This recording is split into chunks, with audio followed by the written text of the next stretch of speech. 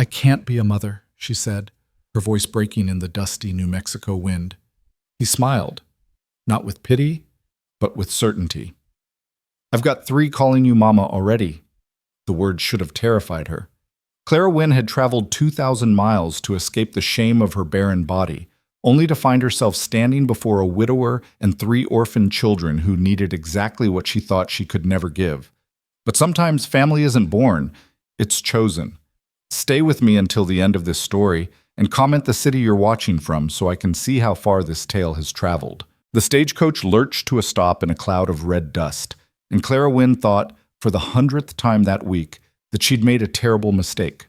Spring of 1875 had painted the New Mexico territory in shades of gold and crimson, the kind of landscape that looked beautiful in paintings but felt merciless under the actual sun. She pressed her handkerchief to her lips, tasting grit and regret, as the driver hauled her single trunk down with a thud that seemed to echo across the empty valley. "Red Bluff Ranch," he announced, gesturing toward a distant cluster of buildings that shimmered in the heat. 5 miles that way. You sure about this, ma'am? Clara nodded, though she wasn't sure about anything anymore. She'd stopped being sure the day Dr. Morrison in St. Louis had set down his instruments and told her with clinical detachment that her womb was inhospitable to life, as if her body were a hostile nation rather than the home she'd always imagined filling with laughter and small running feet.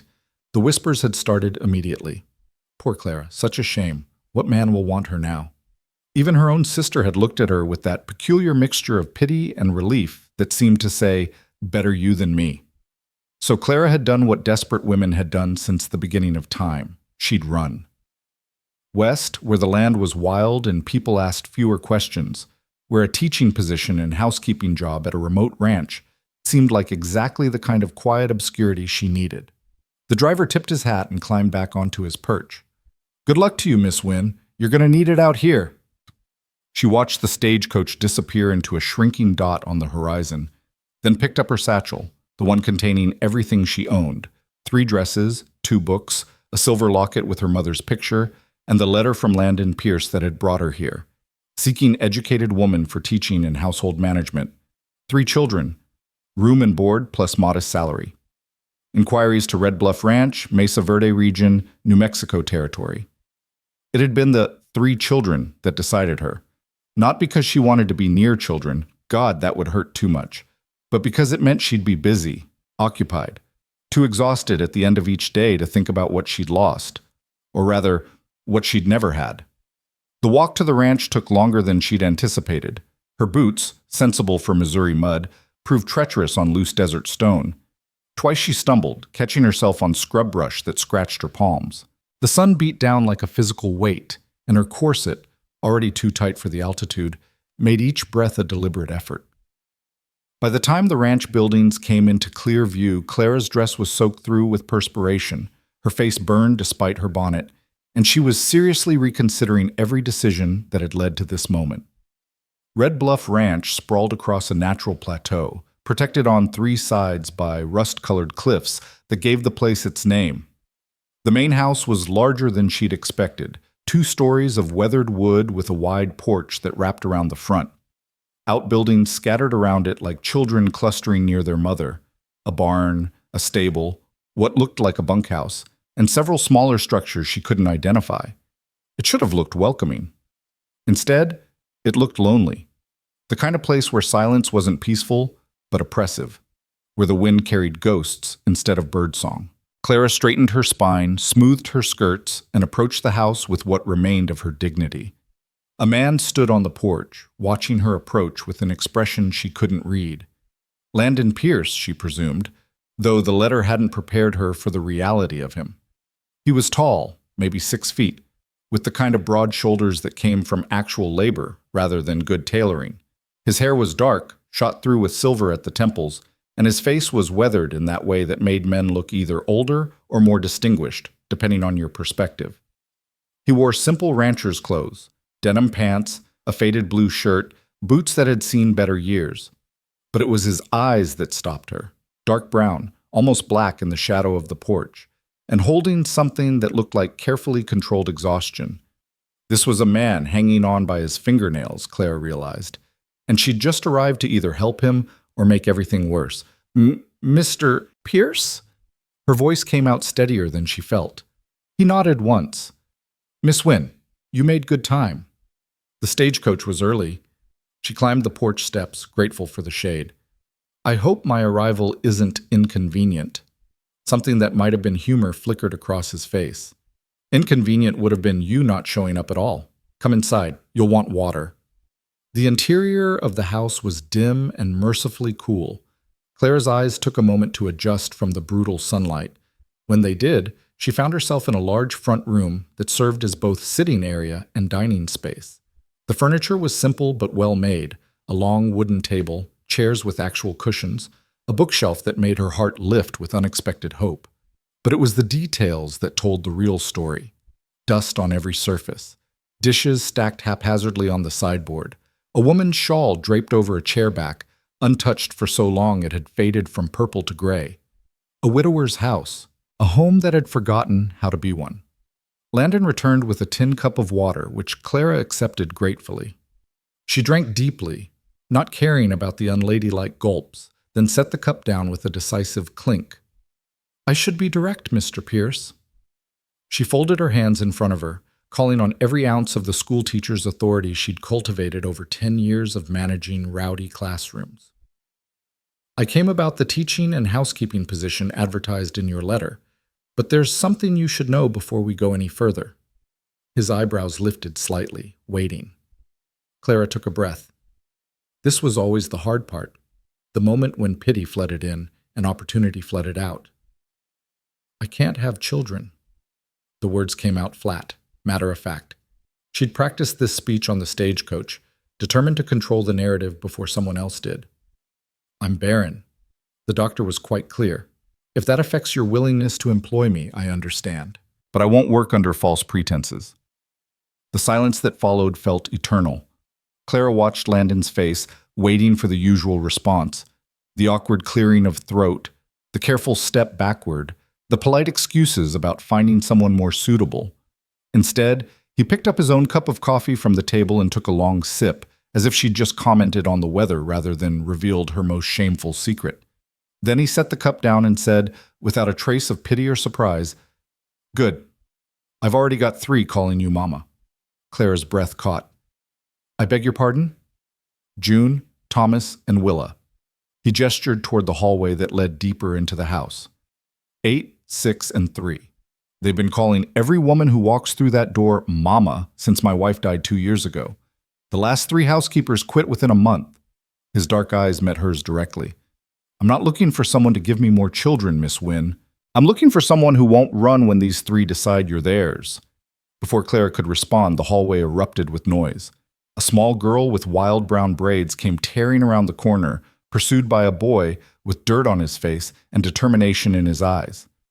The girl, June, Clara guessed, skidded to a stop when she saw the stranger in her front room, her eyes going wide and assessing. The boy, Thomas, crashed into his sister's back, stumbled, and caught himself on the doorframe with the practiced ease of someone used to chaos. And from somewhere deeper in the house came the distinctive wail of a toddler who'd just woken from a nap. That's Willa, Landon said unnecessarily, already moving toward the sound. She's teething, again. He disappeared down the hallway, leaving Clara alone with 2 children who were studying her with the kind of intense scrutiny usually reserved for strange insects or potential threats.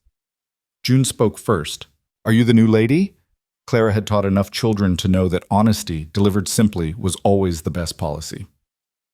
I'm Clara Wynne. I'm here about a job. The last one cried, Thomas offered helpfully. Mrs. Henderson. She cried when Willa threw oatmeal at her. The one before that quit because of the spider, June added, with what Clara suspected was suppressed glee. It wasn't even poisonous. And the one before that, that's enough. Landon's voice came from the hallway, mild but firm. He emerged carrying a red-faced toddler who was indeed teething, if the drool-soaked front of her dress was any indication. Don't scare off Miss Wynne before she's even seen her room. Willa twisted in her father's arms to stare at Clara with enormous brown eyes. Her father's eyes, streaming tears. Her lower lip trembled. Clara, operating purely on instinct, reached into her satchel and pulled out a clean handkerchief. Not the dusty one from the stagecoach, but the embroidered one she'd been saving. She held it out to the little girl. "That's very pretty lace," she said quietly. "Would you like to hold it?" Willa's sobs hiccuped to a stop. A chubby hand reached out, grabbed the handkerchief, and immediately stuffed a corner of it into her mouth. "Willa, no," Landon started, but Clara shook her head. "It's just cloth. Let her have it." Something shifted in the room then, subtle but unmistakable. June and Thomas exchanged glances. Landon's shoulders dropped a fraction of an inch. Even Willa seemed to settle, gnawing contentedly on expensive embroidered linen. "Your room's upstairs," Landon said finally. "Second door on the right. It's small but private. There's a wash basin and a window that catches the morning light. Supper's at 6. I'll expect you to start teaching the older two tomorrow, if you're staying." It was phrased as a statement, but Clara heard the question underneath.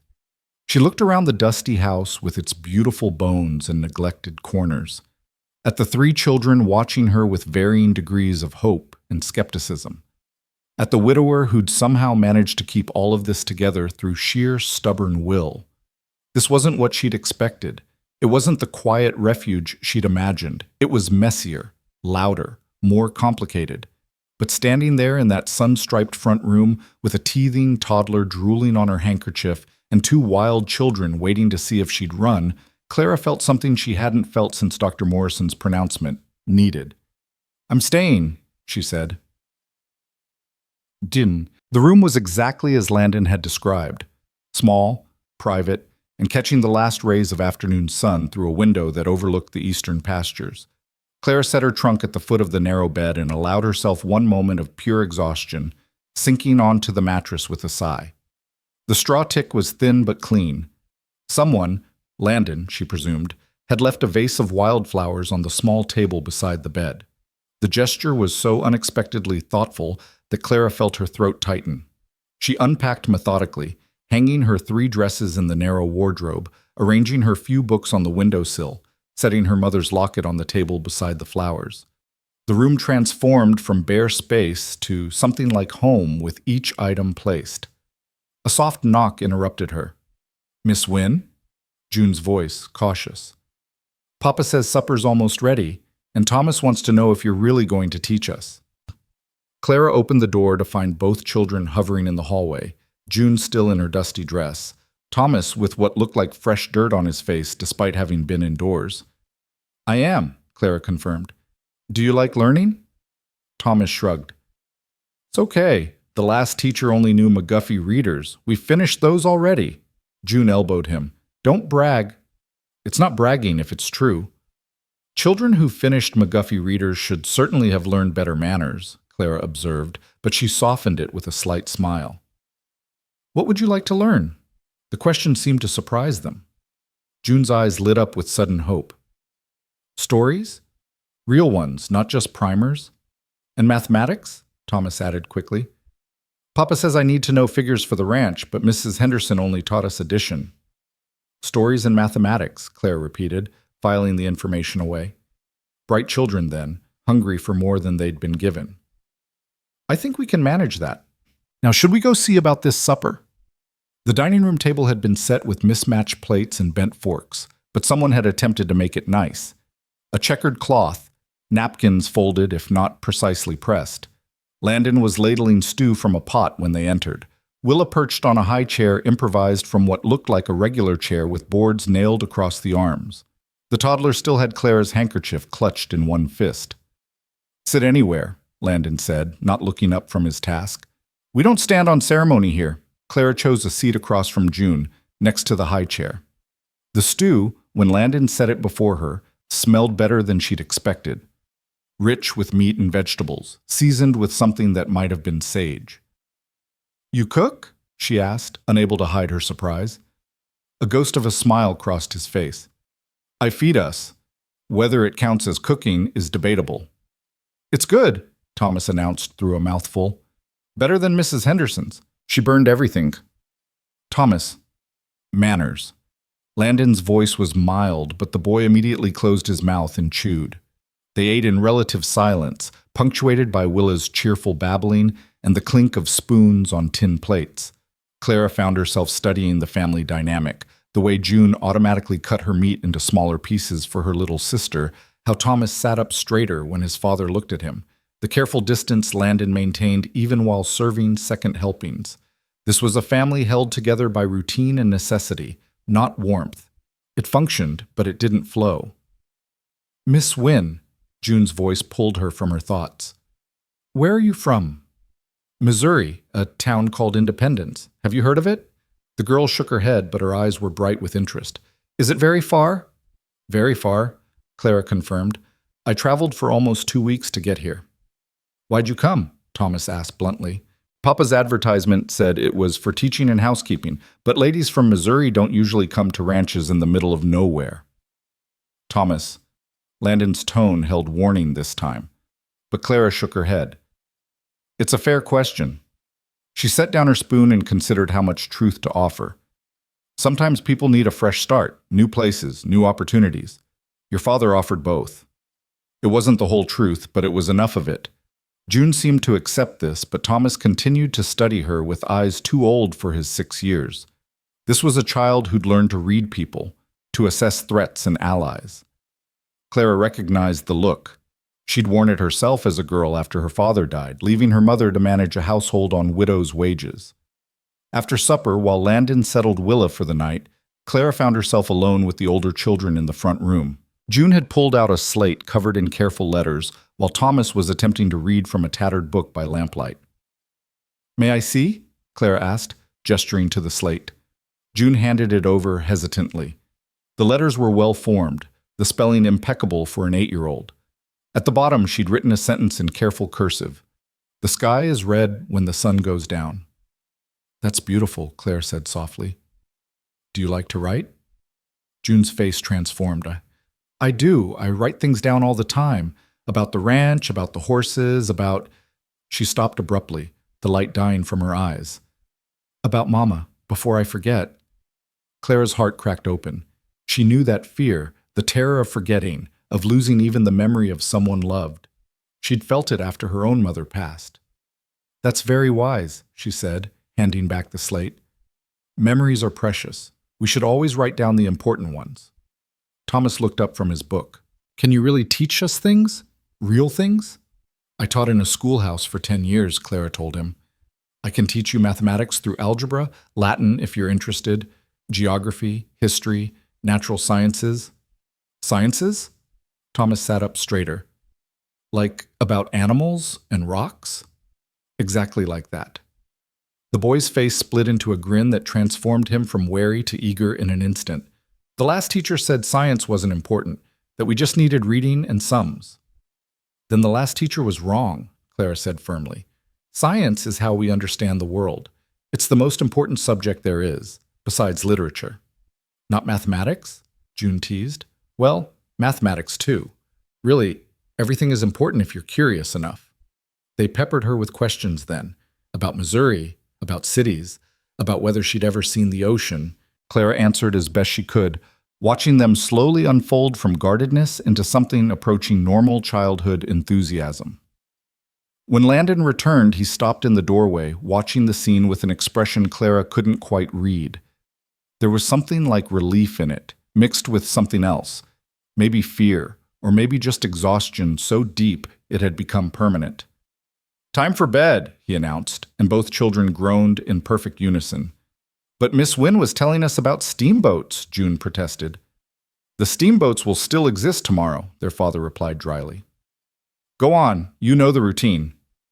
The children trudged toward the hallway, but June paused at the doorway. "Miss Wynne, you're really staying? You won't leave like the others?" The question hung in the air, weighted with too much hope and too much fear. Clara thought about running, about how easy it would be to say this was a mistake, to catch tomorrow's stagecoach back to civilization, to find a position somewhere quieter, simpler, safer.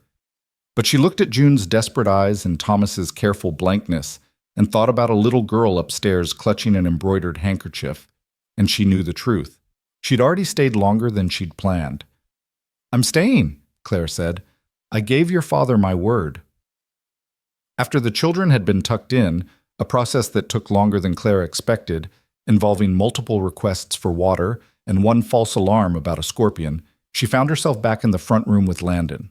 He'd poured himself a small measure of whiskey and was staring into it like it held answers. "They don't usually warm up that fast," he said finally. Clara settled into the chair across from him. "Maybe they're tired of being suspicious." "Maybe." He took a sip. "Or maybe they've just gotten better at spotting who's going to run and who might stick around." "And which am I?" "Haven't decided yet." The honesty was almost refreshing. Clara found herself appreciating his directness. No false promises, no easy reassurances. "Your wife," she said carefully. "How long has it been?" 2 years this June. Fever took her in 3 days. His voice was flat, reciting facts rather than feeling them. June was 6, Thomas was 4, Willa hadn't been born yet. Amelia was 8 months along when she died. Clara's breath caught. "Willa is premature. The midwife managed to save her, but..." He stopped, jaw working. Amelia never got to meet her, never even knew if she was a boy or girl. The weight of it pressed down on the room, grief so heavy it had its own gravity. Clara understood suddenly why the house felt so haunted. It wasn't just missing a woman, it was missing hope. "The children seem well adjusted," she offered. "Considering." Landon laughed, but there was no humor in it. "Well adjusted, sure. June has nightmares 3 times a week. Thomas hasn't cried since the funeral. Just stopped, like he forgot how. And Willa..." His voice cracked. "Willa doesn't remember her mother at all. Doesn't know what she lost. That might be a mercy. Or a tragedy. Depends on the day." They sat in silence for a moment, the lamp flickering between them. Outside, the wind had picked up, rattling the shutters with a sound like bones. "Why did you really come here, Miss Wynne?" Landon asked suddenly. "And don't tell me it was for teaching opportunities. Women with your credentials could get positions in actual towns with actual schools." Clara considered lying, but she was tired and he'd been honest with her, and somehow in this dusty room at the edge of the world, the truth felt safer than deception. "I was engaged," she said quietly. 3 years. We were supposed to marry last fall. But when the doctor told me I couldn't have children, Charles..." She stopped, surprised by how much it still hurt. "He said he understood. He said it didn't matter, but 2 months later he was courting the daughter of his business partner. They're married now. I heard she's expecting." Landon's expression darkened. "He's an idiot." "He's practical," Clara corrected. "Men need heirs. I can't provide them. It's simple arithmetic." "It's not arithmetic, it's cowardice." He set his glass down with more force than necessary. Real men don't abandon their promises because circumstances change. Something warm flickered in Clara's chest. Not attraction, not yet, but something like recognition. This was a man who understood loyalty, who knew what it cost to keep showing up when everything felt impossible. "In any case," she continued, "I needed to leave.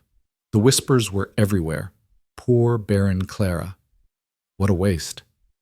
I couldn't walk to the market without seeing pity in everyone's eyes. So when I saw your advertisement..." She shrugged. "It seemed like divine intervention or desperate coincidence. And now you're here, in the middle of nowhere, with 3 children who aren't yours." "Yes," Clara agreed, "though I'm beginning to think not mine might be more complicated than I expected." Landon studied her for a long moment. "They'll break your heart," he said finally. "Fair warning.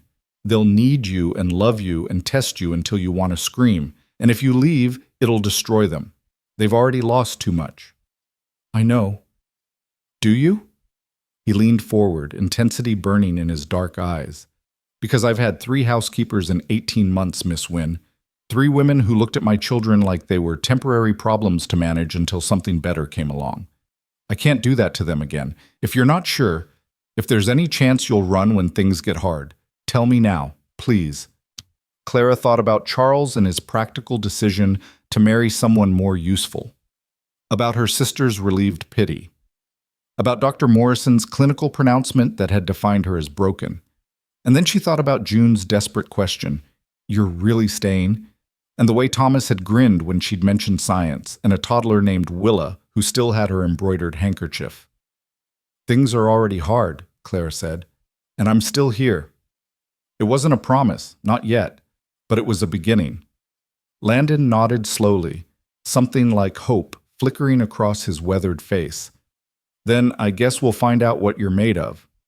He stood, collecting his glass, and paused at the doorway. "Thank you, Miss Wynne, for staying, even for tonight." "Clara," she said impulsively, "if your children are going to call me Mama, you might as well use my given name." A real smile then, small but genuine. "Clara, good night." "Good night, Landon." After he left, Clara sat alone in the lamplight, listening to the house settle around her. Somewhere upstairs, a child coughed. The wind rattled the shutters. The lamp oil burned low, casting dancing shadows on the walls. This wasn't the quiet refuge she'd imagined. It was messy and complicated and full of grief she hadn't earned. But as Clara finally climbed the stairs to her small room, she found herself thinking that maybe, just maybe, this broken place was exactly where a broken woman needed to be. In the morning, she'd start teaching. She'd sweep the dust from corners and bring order to chaos. She'd learn the rhythms of this household and find her place in them. But tonight, she was simply Clara Wynne, a woman who couldn't have children, sleeping in a house full of them. And for the first time in 2 years, she didn't feel like a failure. She felt like she might, someday, somehow, feel like home. Clara woke to the sound of something crashing in the kitchen below, followed by a child's muffled curse that would have made a sailor blush. She sat bolt upright in the unfamiliar bed, momentarily disoriented by the slant of morning light through the window and the smell of wood smoke drifting up through the floorboards. The second day. She'd survived the first night. She dressed quickly in her plainest calico dress, the one she'd designated for actual work rather than making impressions, and twisted her hair into a practical bun. Her reflection in the small mirror over the wash basin showed a woman who looked tired but determined, which felt about right. The crash came again, followed by Thomas's voice. "I've got it. Don't tell Papa." Clara hurried downstairs to find the kitchen in a state of contained disaster. Thomas stood on a chair reaching for the coffee pot on the high shelf, while June attempted to light the cook stove with hands that shook from nervousness rather than cold. Flour dusted every available surface, and what looked like the remains of several eggs congealed in a bowl on the table. "Good morning," Clara said mildly, and both children jumped. June's face flushed crimson. "We were trying to make breakfast before you woke up, so you'd think we were helpful and not—" She stopped, biting her lip. "Not more trouble than we're worth," Thomas finished bluntly, climbing down from the chair with the coffee pot clutched against his chest like a trophy. Clara's heart twisted. These children had learned to audition for love, to prove their value before adults decided they were disposable. "Well," she said, rolling up her sleeves and surveying the wreckage, "you've certainly made an impression. Though next time, perhaps wait until I can supervise the egg-breaking part?" June looked like she might cry from relief. "You're not angry?" "I'm impressed you know where everything is kept." Clara took the coffee pot from Thomas, gently, so he wouldn't think she was scolding, and set it on the stove. "But making coffee is dangerous work. The water boils, the pot gets hot enough to burn. Those are jobs for adults until you're older." "Mrs. Henderson said we were underfoot in the kitchen," Thomas muttered. "Then Mrs. Henderson was doing it wrong. Kitchens are for teaching." Clara handed June a rag. "Start wiping down that table. Thomas, sweep up the flour. There's a broom in the corner. I'll get this stove going properly, and then we'll make breakfast together. Does that sound fair?" They nodded, scrambling to obey with an eagerness that spoke of too many disappointed adults in their short lives. Clara knelt by the cook stove, examining the half-hearted fire June had attempted. The kindling was damp. Someone had stored it wrong, and arranged without proper airflow. She cleared it out, started fresh with dry wood from the box beside the hearth, and had a proper fire crackling within minutes.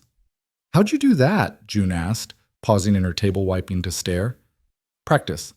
When I was your age, my mother taught me that fire needs 3 things: fuel, air, and heat. Too much of any one thing and it goes out. Too little, same problem. It's about balance." "Like people," Thomas said suddenly. He flushed when they both looked at him. "Papa says that sometimes. That ranching is about balance. Not too much water, not too little, not pushing the cattle too hard, but not letting them get lazy either." Your father's a wise man. Clara set the coffee pot to boil and pulled down a cast iron skillet. Now, let's salvage these eggs. June, crack 3 more into that bowl, gently. Thomas, fetch me that jar of lard from the shelf. They worked together in surprisingly comfortable synchronization, the children responding to clear instructions with focused attention. Clara made scrambled eggs with cheese, a luxury she found in the cold box, probably saved for special occasions, and fried thick slices of bread in butter until they were golden and crispy. By the time Landon appeared in the doorway, freshly shaved and carrying a still sleepy Willa, the kitchen smelled like breakfast instead of disaster. He stopped, taking in the scene, the clean table, the children's flour-dusted but proud faces, Clara standing at the stove with a competence that suggested this wasn't her first chaotic morning. I thought I heard a crash, he said carefully. Learning experiences, Clara replied, plating eggs with practiced efficiency. No permanent damage. June and Thomas were kind enough to show me where everything is kept.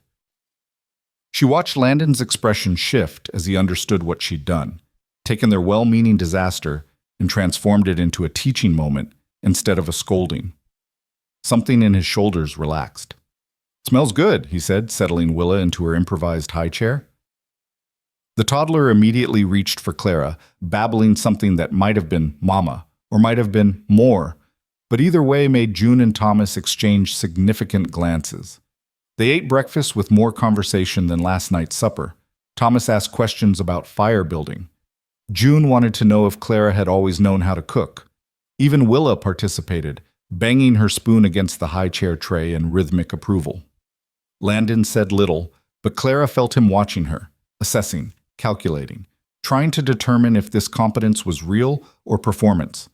She didn't blame him. If she'd been burned by 3 failed housekeepers, she'd be suspicious too. After breakfast, while Landon headed out to handle ranch business, Clara set up an impromptu schoolroom at the dining table. She'd brought few possessions, but among them were 2 treasures she'd carried from Missouri, a primer of advanced reading that went well beyond McGuffey, and a mathematics workbook that had served her well with older students. June and Thomas appeared with their slates, eyeing the books with a mixture of hope and skepticism. All right, Claire began, settling into the familiar rhythm of teaching. June, you said you'd finished McGuffey Readers. Let's test that claim. Read this passage aloud. She opened to a section from Shakespeare, simplified but still Shakespeare. June's eyes widened, but she bent to the task, sounding out the unfamiliar words with careful deliberation. That's from a play, the girl said when she'd finished, about fairies. I don't understand all of it, but... She looked up hopefully. Is there more? There's much more, and we'll read it together, and I'll help you understand the parts that are confusing. Clara turned to Thomas. Your turn.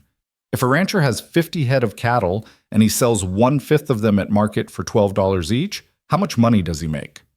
Thomas's brow furrowed in concentration. Claire could almost see him working through the problem, calculating the fraction, then the multiplication. His lips moved silently as he counted. $120, he said finally, then added with less certainty, I think? That's exactly right. Now, same rancher buys feed that costs $3 per 100 pounds. If each cow eats 20 pounds of feed per month, how much does it cost to feed the remaining cattle for 1 month? The boy's face lit up with the challenge. This wasn't boring addition and subtraction from a primer. This was mathematics that meant something, that connected to his world. They worked through the morning, and Clara found herself falling into the old familiar pleasure of teaching. June absorbed literature like a flower drinking rain, asking questions that showed real comprehension. Thomas attacked mathematics with determined focus, occasionally needing help but never giving up. Around mid-morning, Willa toddled into the room, having escaped from whatever corner Landon had left her in. She headed straight for Clara, arms up in the universal demand to be held. Mama, she said clearly. Up. June sucked in a breath. Thomas went very still. Clara's heart hammered against her ribs. This was the moment, the first real test. She could correct the child, establish boundaries, make it clear she was Miss Wynne, the teacher and housekeeper, not their mother. But Willa's brown eyes were so trusting, her chubby arms so insistent, and Clara found she couldn't do it. Not today. Maybe not ever. She lifted the toddler onto her lap, settling her against one hip, while she continued explaining fractions to Thomas with her free hand. Willa leaned into her warmth, thumb finding its way to her mouth, and within minutes had fallen asleep against Clara's shoulder. When Clara looked up, she found June staring at her with naked hope. "The others always said no," the girl whispered. When Willa called them Mama, they said it wasn't proper, that she needed to learn the difference. "She's 3 years old," Clara said quietly, "and she's never known a mother. If it comforts her to have the word, what harm does it do?" "It means you're staying," June's voice cracked on the last word. "Doesn't it? You wouldn't let her call you that if you were going to leave." Clara looked at the sleeping child in her arms, at Thomas's carefully neutral expression that didn't quite hide his desperate attention, at June's eyes bright with tears she refused to shed. She thought about the promise she'd made to herself on the stagecoach, that she would keep emotional distance, that she would teach and manage the household but not get attached, that this would be a job and nothing more. That promise, she realized, had lasted approximately 14 hours. "I'm staying," Clara said, and felt the words settle into her bones like truth. "For as long as you'll have me." June burst into tears, not sad ones, but the kind that came from pressure finally released.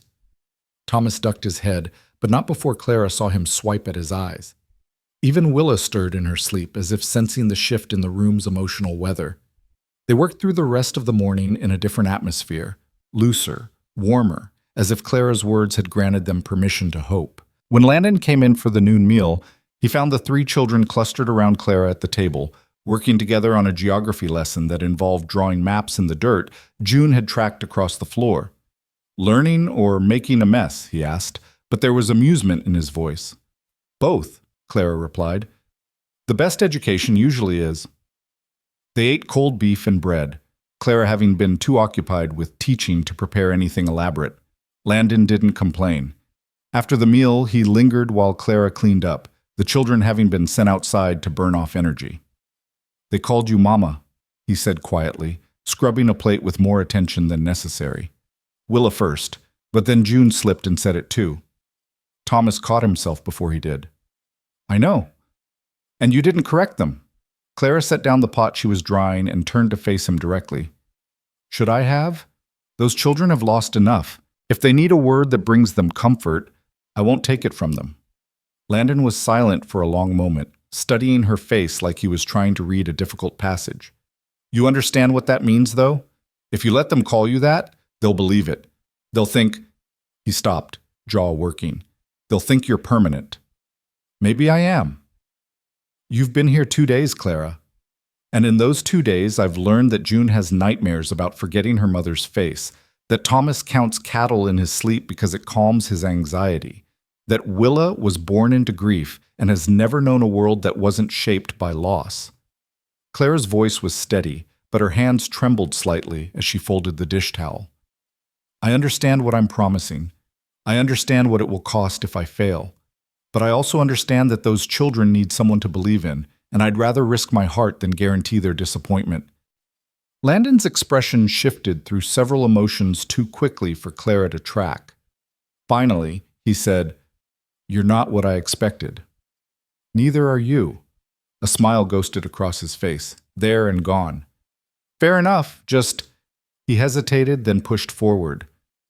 "Don't make promises you can't keep. These kids have had enough of those to last a lifetime." "Then I'll keep the ones I make." The conversation ended there, but something had shifted between them. An understanding, perhaps, or at least an acknowledgement that they were both trying to protect the same 3 fragile hearts from further damage. That afternoon, Clara tackled the house in earnest. The children helped, which meant June carefully dusted low surfaces while Thomas mostly rearranged dirt, but their presence transformed the work from lonely drudgery into something almost pleasant. Clara sang while she worked, old folk songs her mother had taught her, and was surprised when June joined in with a clear, sweet soprano. "Your mother taught you that one?" Clara asked, recognizing the melody. June nodded. "She used to sing it when she did the washing. I remember—" She stopped, face crumpling. "I remember her hands. They were red from the lye soap, and she wore a ring with a blue stone, and she'd—" The girl's breath hitched. Is it bad that I can't remember her face very well anymore? Just pieces? Clara's own grief rose up, unexpected and sharp. Her mother had been gone 12 years now, and there were days when Clara struggled to recall the exact shade of her eyes or the way her laugh sounded in an empty room. "It's not bad," she said gently, kneeling to meet June at eye level. "It's human. Memories fade, even when we fight to keep them. But that's why you write them down, remember? So the pieces you do have stay sharp." "Will you forget us?" The question came out small, terrified. "If you leave someday, will you forget what we look like?" Clara reached out and tucked a strand of hair behind June's ear, a gesture she hadn't planned, but that felt natural as breathing. "I won't forget, I promise you that. Even if I lived to be 100 and traveled to the ends of the earth, I'd remember a brave girl named June who taught me about singing while you work." June threw her arms around Clara's neck with such sudden force they both nearly toppled over. Clara caught herself against the wall, holding the child as she sobbed, huge, wrenching cries that came from somewhere deep and previously untapped. Thomas appeared in the doorway, face pale with alarm, but Clara shook her head at him. Let June cry. Let her release the pressure that had been building since her mother died. This was necessary, even if it hurt to witness. When the storm finally passed, June pulled back, embarrassed. "I'm sorry. I don't know why." "Because you're 8 years old and you lost your mother and no one has let you be sad about it," Clara said firmly. "There's no shame in grief, June. It means you loved well." The girl wiped her nose on her sleeve. "The others, Mrs. Henderson said I was being dramatic, that crying was for babies." "Then Mrs. Henderson was wrong about a great many things." Clara stood, offering her hand. "Come on, let's finish this dusting, and then I'll teach you how to make biscuits from scratch. Your mother's recipe, if your father has it written down."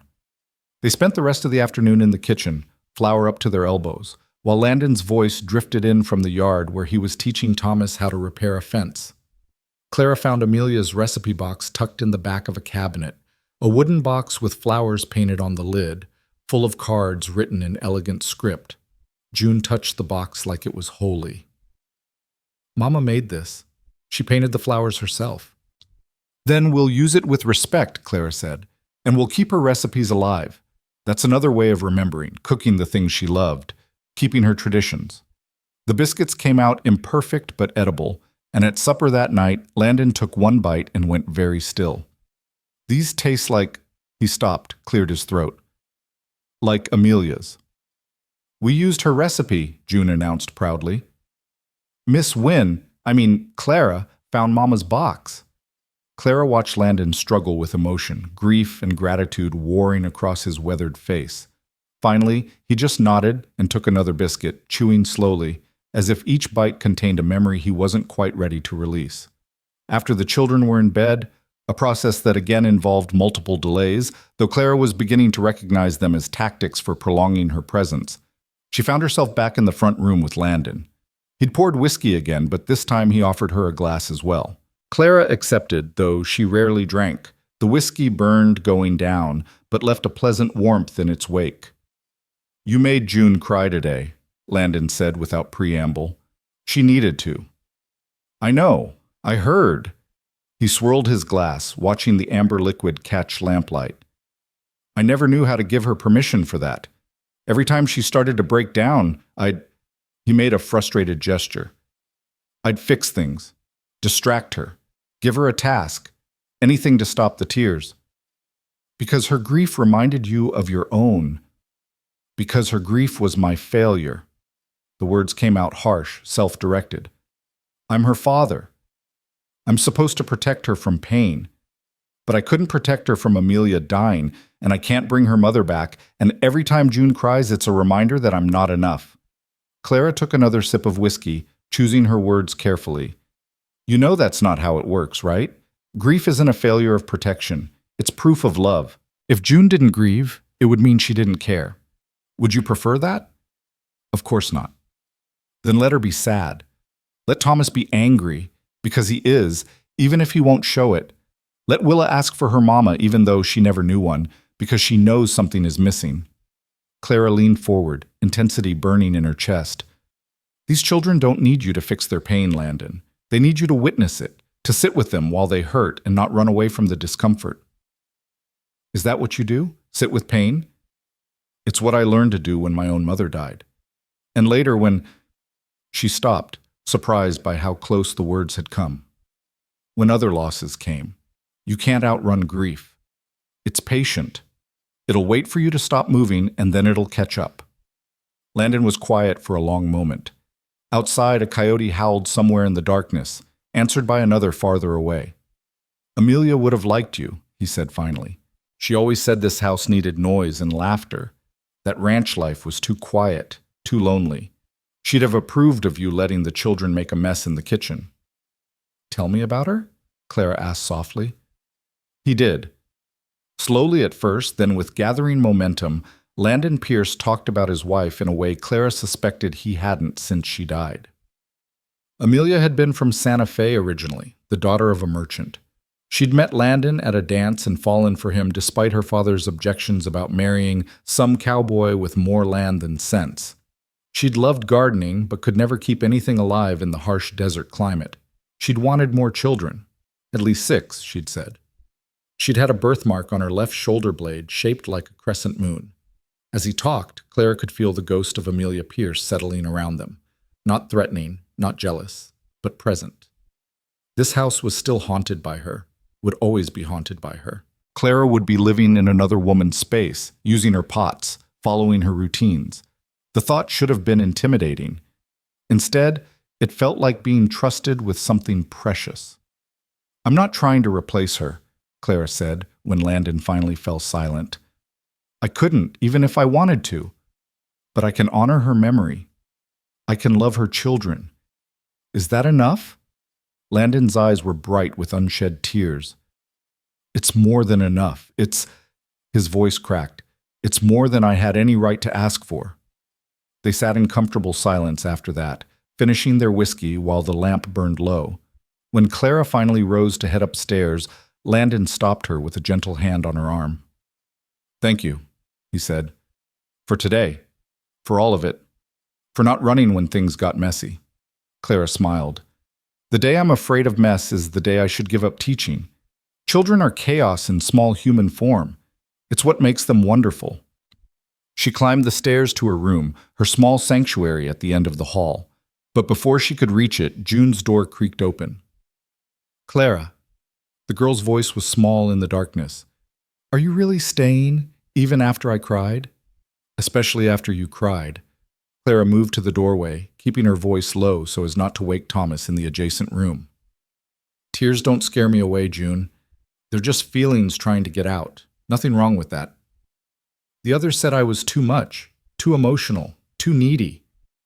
Then the others were fools who didn't deserve you. Clara crouched down to meet June's eyes. You are exactly the right amount of everything. Don't let anyone convince you otherwise. June launched herself forward, hugging Clara with desperate strength. I'm glad you came, she whispered against Clara's shoulder. I was so scared when Papa said there was a new lady coming. I thought, she hiccuped, I thought you'd be like the rest, mean or scared or just waiting to leave. I'm not like the rest, Clara said, surprised by her own certainty. I'm exactly where I'm supposed to be. After June was tucked back in, truly asleep this time, her breathing deep and even, Clara finally made it to her own room. She lit her small lamp and sat at the window looking out over the dark expanse of the ranch. The moon was nearly full, painting everything in shades of silver and shadow. She should have been exhausted, should have fallen into bed immediately after such an eventful day. Instead, she found herself reaching for the small journal she'd packed, a habit from her teaching days when she'd recorded observations about particularly challenging or rewarding students. At the top of a fresh page, she wrote, Day 2. Then, in careful script, Today June called me Mama and cried for the first time in months. Thomas is beginning to trust that I won't punish curiosity. Willa sleeps against my shoulder like she's known me her whole life. And Landon, she paused, pen hovering over paper. How did she describe what was happening with Landon? It wasn't romance, not yet. Wasn't even friendship, really. But there was recognition there. 2 wounded people finding unexpected kinship in the work of keeping broken children whole. And Landon is beginning to understand that I'm not running, that this broken family might be exactly where a broken woman belongs. She closed the journal, extinguished the lamp, and finally surrendered to sleep. Her dreams were full of children's laughter and the smell of biscuits baking and a house slowly remembering how to be a home. When she woke the next morning to the sound of the rooster and Thomas's enthusiastic but off-key singing drifting up from the kitchen, Clara smiled into her pillow. 3 days. She'd been at Red Bluff Ranch for 3 days, and already it felt like she'd been there forever. Already the children's rhythms were becoming her rhythms. Already this house with its dusty corners and grief-stained walls was beginning to feel like something she might dare to call home. The thought terrified her. But as Clara dressed and headed downstairs toward the chaos and laughter and beautiful mess of the Pierce family morning routine, she found she was more terrified of leaving, of abandoning these 3 children who'd already lost too much, of disappointing a man who'd trusted her with his most precious treasures, of proving right everyone who'd ever said she was too broken to be worth keeping. So she didn't think about leaving. She thought about today, teaching June more Shakespeare, helping Thomas master long division, making sure Willa had her midday nap. Tomorrow could take care of itself. Today, she had a family to love. Even if they weren't hers by blood, they were becoming hers by choice. And Clara was beginning to understand that the second kind of family, the kind you built from determination and daily presence and stubborn refusal to abandon ship when storms came, was sometimes the strongest kind of all. She found them in the kitchen, Landon attempting pancakes with mixed success, June setting the table with solemn precision, Thomas stealing bacon from the pan and pretending innocence when caught, Willa banging her spoon in joyful anticipation. "Good morning, Mama," June called out, the word coming naturally now, without hesitation or fear. Thomas echoed it a second later, ducking his head but grinning. Even Willa chimed in, her version sounding more like "Mama, Mama," but close enough. Landon met Clara's eyes over the chaos, a question in his expression. "Are you okay with this?" Clara smiled, rolled up her sleeves, and waded into the beautiful disaster of breakfast. "Good morning, family. Who's ready to burn the bacon and call it breakfast?" The children's laughter filled the kitchen, spilling out through open windows into the desert morning, and for the first time since Dr. Morrison's pronouncement, Clara felt something she'd thought lost forever. Hope. The weeks that followed settled into something resembling routine, though Clara was learning that routine on a ranch meant expecting the unexpected. June progressed through literature with voracious appetite, devouring poetry and prose with equal enthusiasm. Thomas had moved beyond basic arithmetic into concepts that would have challenged students twice his age. Even Willa was learning colors, shapes, simple words that she'd babble proudly while Clara worked in the kitchen. But it was the quiet moments that revealed the depth of what they were building. The way June would slip her hand into Clara's when they walked to the creek. How Thomas had started leaving small gifts on Clara's pillow. Smooth stones, interesting feathers, once a perfectly preserved bird's nest. The way Willa would cry if Clara left her sight for too long, then settle instantly when returned to her arms. They were claiming her, making her theirs in 1,000 small ways. And Clara, despite every promise she'd made herself about maintaining distance, was letting them. It was late May when the first real test came. Clara had been at Red Bluff Ranch for nearly 6 weeks, and the household had transformed. The dust was gone, replaced by clean surfaces and the smell of lemon oil. Amelia's garden plot, abandoned for 2 years, had been cleared and replanted with herbs and vegetables. Even the children looked different, healthier, happier, their eyes holding light instead of wariness. Landon had noticed. Clara caught him watching her sometimes, expression unreadable, as she moved through tasks that had defeated 3 previous women. But he said little, keeping whatever he felt locked behind that careful reserve. Until the afternoon they went to town. Mesa Verde's main settlement was more trading post than proper town, a cluster of buildings serving the scattered ranches and miners working the distant hills. Clara had avoided it during her first weeks, content to stay within the safe boundaries of the ranch. But supplies were needed, and Landon had suggested she accompany him to select fabric for new dresses for the girls. "June's growing like a weed," he'd said that morning, finishing his coffee in quick gulps. "And Willa's about to bust out of everything she owns. Figured a woman would know better what to buy than I would." So Clara had dressed in her second-best dress, the gray one with the modest bustle, and helped load the children into the wagon. June and Thomas sat in the back, legs dangling, while Willa perched between Clara and Landon on the bench seat, chattering her nonsense words to anyone who'd listen. The ride took nearly 2 hours across terrain that alternated between rocky and simply desolate. But the children kept the journey lively, pointing out landmarks and telling stories that may or may not have been true. "That's where Thomas got chased by a bull," June announced, gesturing to a distant pasture. "I wasn't chased," Thomas protested. "I was strategically retreating. You were screaming like your pants were on fire." "Was not. Was too."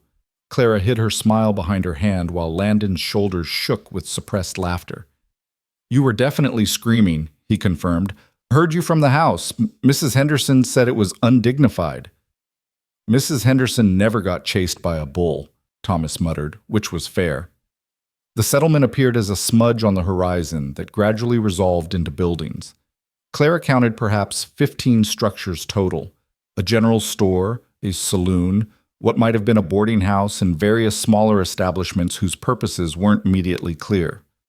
Landon pulled the wagon up in front of the general store, a weathered building with a hand-painted sign declaring it Morrison's Goods and Provisions. He helped Clara down, his hand lingering a moment longer than strictly necessary, then lifted Willa while June and Thomas scrambled down on their own. "I need to see about supplies," Landon said. "Morrison usually has the order ready, but it'll take time to load. You all right taking the children to look at fabric?" Clara nodded, already feeling June's hand slip into hers. "We'll manage fine." The bell above the door jangled as they entered, and Clara was immediately struck by the overwhelming smell of everything: tobacco and leather and dried goods, and about 50 other scents competing for dominance. The store was cramped but well stocked, every available surface covered with merchandise. A thin man with spectacles looked up from behind the counter. "Landon Pierce, been wondering when you'd come by. Got your order in the back." His gaze shifted to Clara and the children, curiosity naked on his face. "And who might this be?" "Clara Wynne," she said, extending her hand with the confidence she'd learned as a teacher. "I'm helping Mr. Pierce with the children and household." "Ah." Morrison shook her hand, but his eyes had that look Clara was learning to recognize, the one that said he was already composing the story he'd tell his wife later. "Heard he'd brought in someone new. You're the fourth, ain't you?" "I suppose I am." "The others didn't last long. You planning to stick?" Before Clara could respond, June spoke up, voice clear and certain. "She's not like the others. She's our mama." The silence that followed was profound. Morrison's eyebrows disappeared into his hairline. Even Thomas looked surprised by his sister's boldness. Clara's heart hammered, but she kept her expression neutral. "I'd like to see your fabric selection, Mr. Morrison. The girls need new dresses." He gestured toward a corner where bolts of cloth were stacked. "Over there, take your time." Clara steered the children toward the fabric, acutely aware of Morrison's continued staring. June seemed oblivious to the bomb she'd just dropped, already examining a bolt of blue calico with critical eye. "This would look nice on Willa," the girl declared. "Matches her eyes." "It does." Clara ran her fingers over the cloth, testing quality. "But she'll outgrow it quickly. We should choose something durable." They were debating the merits of various patterns when another woman entered the store, middle-aged, well-dressed, in a way that suggested she considered herself several rungs above the average ranch wife. Her gaze swept the store and landed on Clara and the children with laser focus. "Well," she said, voice carrying that particular sweetness that meant trouble, "you must be the new housekeeper everyone's talking about." Clara straightened, instinctively positioning herself between the woman and the children. "Clara Wynne, and you are?" "Margaret Dawson. My husband owns the Double D Ranch, north of Pierce's land." She moved closer, eyes cataloging every detail of Clara's appearance.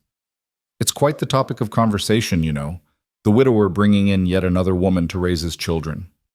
I'm sure people have better things to discuss." "You'd think so, but when a man keeps cycling through housekeepers like their seasonal help," Margaret's smile didn't reach her eyes. "Well, it does make one wonder what the situation is really like out there." June's hand tightened in Clara's. Thomas had gone very still, that careful blankness sliding over his features. Even Willa seemed to sense the tension, pressing closer to Clara's skirts. The situation, Clara said clearly, is that 3 children needed stability, and I'm providing it. I'm not sure what else there is to wonder about. Oh, I'm sure your intentions are pure. Margaret's tone suggested she thought no such thing. It's just that the last 3 women had pure intentions too. Yet here you are, number 4. Makes a body curious about what drives them off. Maybe they just weren't suited to the work. Clara kept her voice level, but fury was building in her chest. This woman was saying these things in front of the children, as if they weren't standing right there, as if they couldn't hear every implied criticism of their father. Maybe. Margaret picked up a bolt of yellow fabric, examining it with feigned interest. Or maybe there's something about living in isolation with a widower that proves too complicated for decent women. The talk, you know. People do talk. Then people should find more productive ways to spend their time. Clara's tone must have finally registered because Margaret's smile froze. I'm only trying to help. Warn you, so to speak, before you get too attached to a situation that's likely temporary. Mama's not temporary, June burst out, tears streaming down her face. She's staying! She promised! The girl's anguish cut through Clara's anger like a blade. She knelt immediately, gathering June close. Hush now. I did promise, and I meant it.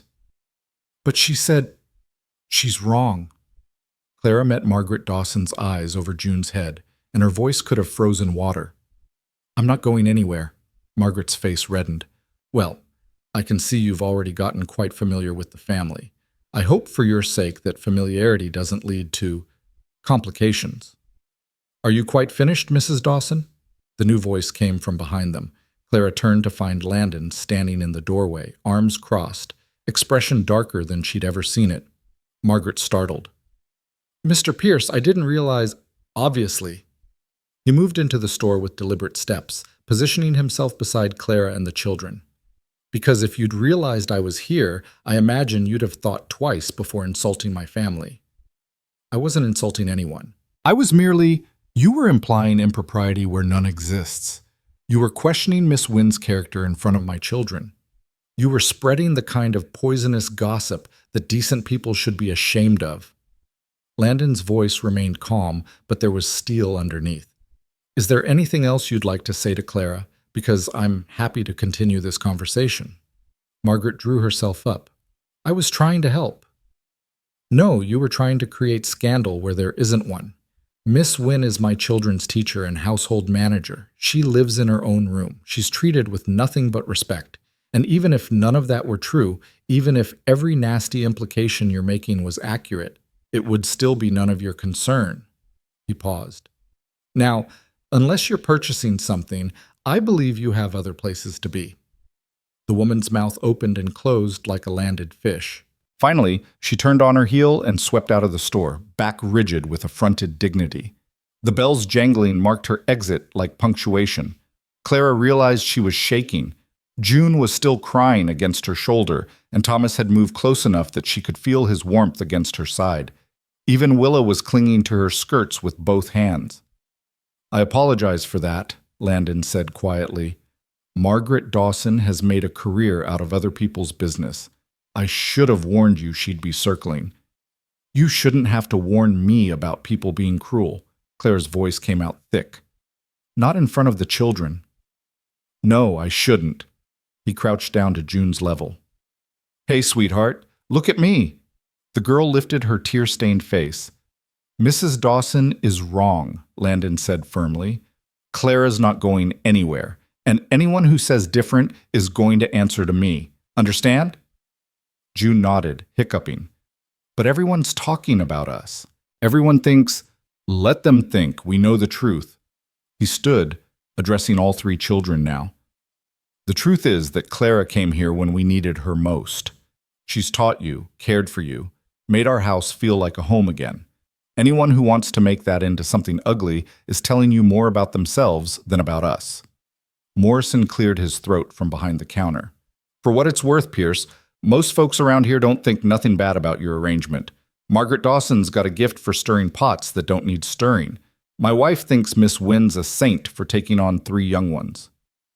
The words were kindly meant, but they reminded Clara exactly how visible she was. How every choice she made would be scrutinized and judged by people who'd never walked in her shoes. They finished their shopping in subdued silence. Clara selected sturdy fabrics for the girls' dresses, declined Landon's offer to buy her something for herself, and helped load the supplies into the wagon with mechanical efficiency. The ride home was quiet. Even the children seemed drained by the confrontation, June dozing against Thomas's shoulder while Willa slept in Clara's arms. Landon finally broke the silence when they were an hour from the ranch. "You held your ground back there." "I was angry." "You had every right to be. Margaret Dawson's a—" He glanced at the children, modified his language. "She's not a kind woman." "She said what others are thinking." Clara stared at the horizon, watching the red cliffs of home grow closer. "You know she did. We're an unconventional arrangement. People will always talk." "Does it matter?" His hands were steady on the reins, but Clara could see tension in his shoulders. "What they think. It matters for the children. They'll hear the whispers. June already has." June heard one bitter woman being vicious. That's not the same as truth. Clara turned to look at him. "But where's the lie, Landon? I live in your house. I sleep under your roof. I care for your children. In certain circles, that's enough for scandal, regardless of the reality. In certain circles, a woman's got no options but marriage or misery. You're choosing a third way. That always makes people uncomfortable." He was quiet for a moment. "Is that what this is about? You're worried about your reputation?" "I'm worried about theirs." Clara gestured to the sleeping children. "What happens when they go to town and someone makes a comment? When another child says their mama's not really their mama, that she's just hired help pretending? Then they'll tell the truth, that you're more of a mother than most blood relations ever managed to be." The words settled between them, heavy with meaning Clara wasn't quite ready to examine. She adjusted Willa in her arms, using the movement to avoid Landon's gaze. "Margaret said I was the fourth," she said finally. "The fourth woman you've brought in. You are." "What happened to the others?" Landon sighed. "The first one lasted 3 weeks, Mrs. Kershaw. Nice enough woman, but she couldn't handle the isolation. Cried herself to sleep every night. June heard her, and had nightmares. I sent her back to Santa Fe with a month's wages and an apology." "The second?" "Mrs. Henderson. You've heard the children mention her. She stayed 4 months, longest of the lot. But she was rigid. Everything had rules. The children couldn't be children around her. When she told Thomas he was wicked for getting his clothes dirty while doing ranch chores, I knew it was time for her to go." "And the third?" His jaw tightened. "Miss Elizabeth Morton, 22 years old, fresh from some finishing school back east. Her father sent her out here to build character before her society debut." He made a sound that wasn't quite a laugh. "She lasted 3 days, took one look at how much actual work was involved, and claimed she'd caught malaria. Was on the next stage back to civilization. So I'm following a proud tradition of failure. You're nothing like them." Landon's voice was firm. "Those women saw this as a job, a temporary inconvenience. You see it as—" He stopped, searching for words. "You see my children as people worth knowing, worth loving. That makes all the difference."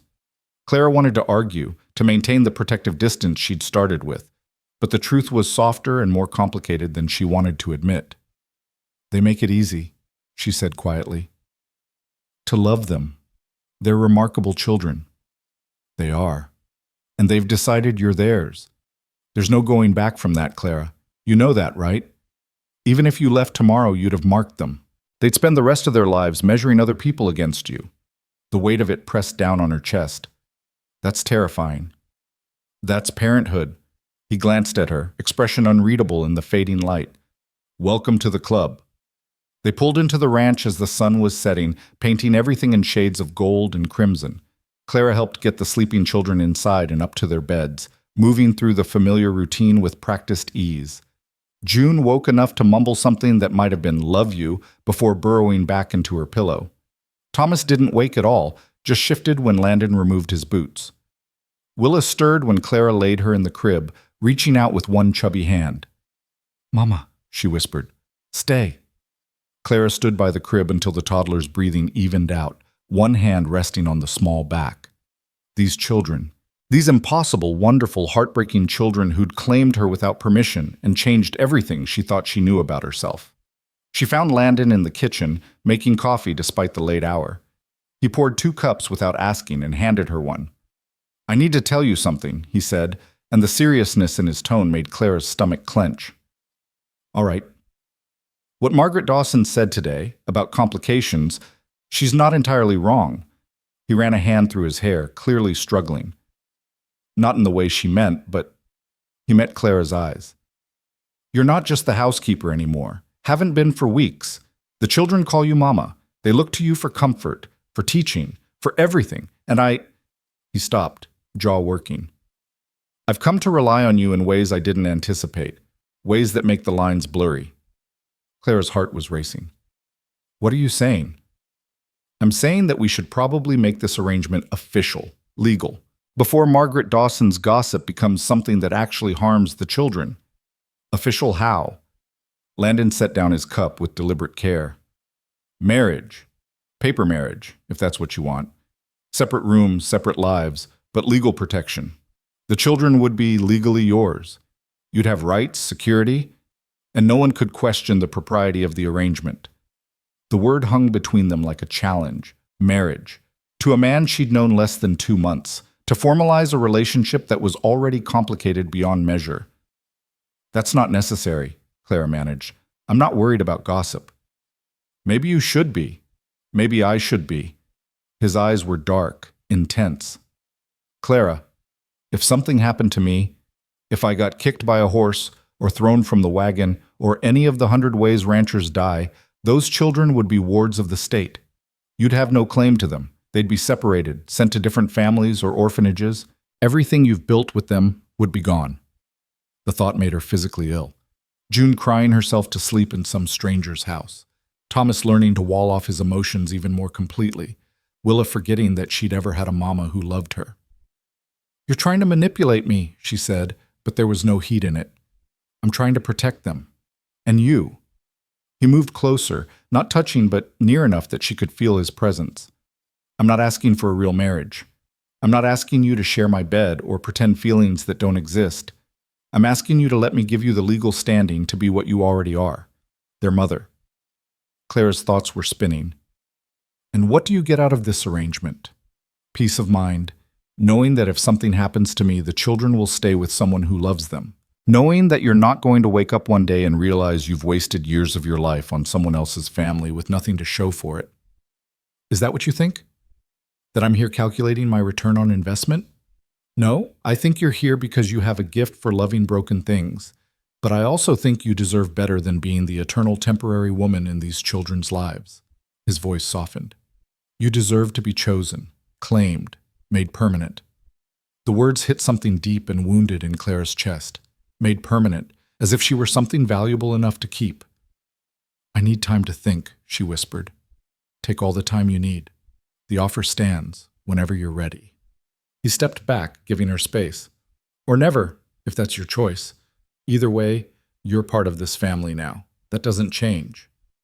Clara escaped to her room and spent the night staring at the ceiling, thoughts churning. Marriage.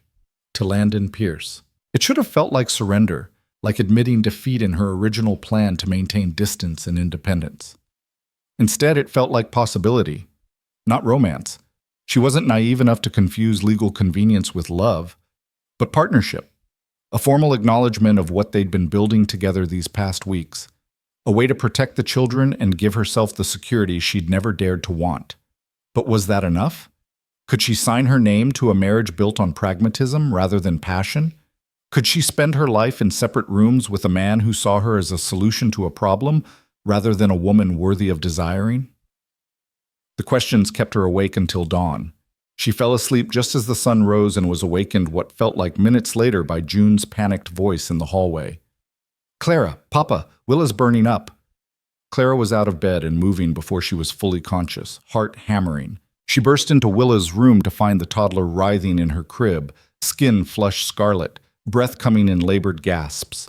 Fever, high fever, from the feel of her forehead. Landon appeared in the doorway, took one look, and went white. "Not again, please God, not again." Clara understood immediately. Amelia had died of fever, the same kind of sudden, vicious illness that could steal life in days. But there was no time for fear, only action. June, get me cool water and cloths. Thomas, run to the kitchen and bring up the whiskey. Landon. She met his terrified eyes. I need you to ride for the doctor. Now. The doctor's in Santa Fe. That's a full day's ride. Then you'd better ride fast. Clara's voice was steel. Go. I'll take care of her. He hesitated one more second, then turned and ran. Within minutes, Clara heard hoofbeats thundering away from the ranch. Then it was just her and 3 terrified children and a toddler burning with fever. Clara stripped Willa down to her underthings and began sponging her with cool water, working systematically to bring down the temperature. June and Thomas hovered nearby, pale and shaking. Is she going to die? June whispered. Like Mama did? No.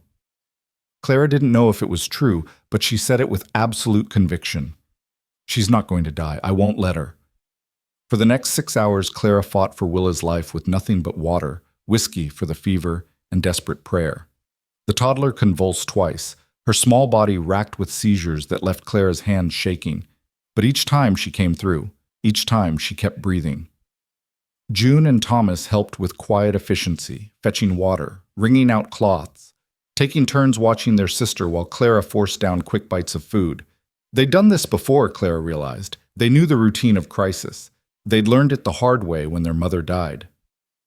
By sunset, Willa's fever finally broke. Her skin cooled, her breathing eased, and she slipped into proper sleep instead of feverish delirium. Clara slumped against the wall, exhausted beyond words. June immediately crawled into her lap, Thomas pressed against her side. All 3 of them watched Willa sleep, not quite daring to believe the danger had passed. You saved her, June said quietly. The others would have run, would have said to get the doctor, and not known what to do while we waited. But you saved her. Clara pressed a kiss to the girl's hair. We saved her, all of us together. Mama saved her, Thomas said firmly. Mama knew what to do. The word didn't feel honorary anymore. It felt earned, claimed through crisis and terror and the stubborn refusal to let death steal another child from this house. When Landon finally returned near midnight, the doctor following on a slower horse, he found Clara asleep in the chair beside Willa's crib, with June and Thomas curled on the floor beside her. The doctor examined Willa, declared her out of danger, and left instructions for continued care. Landon paid him, saw him out, and returned to find Clara awake. You saved her, he said, voice rough. The doctor said another few hours without treatment, and he stopped, unable to finish. Clara stood on shaking legs. I did what any mother would do. You're not any mother.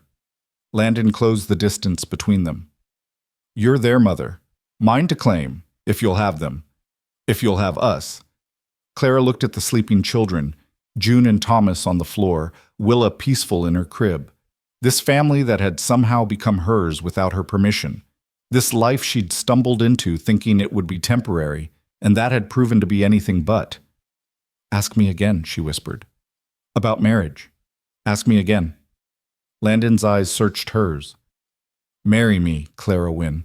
Not for convenience or protection or any practical reason. Marry me because these children need you. Because I need you. Because you're already family in every way that matters. And I want to make it permanent. Clara thought about Charles, who'd loved her right up until she became inconvenient.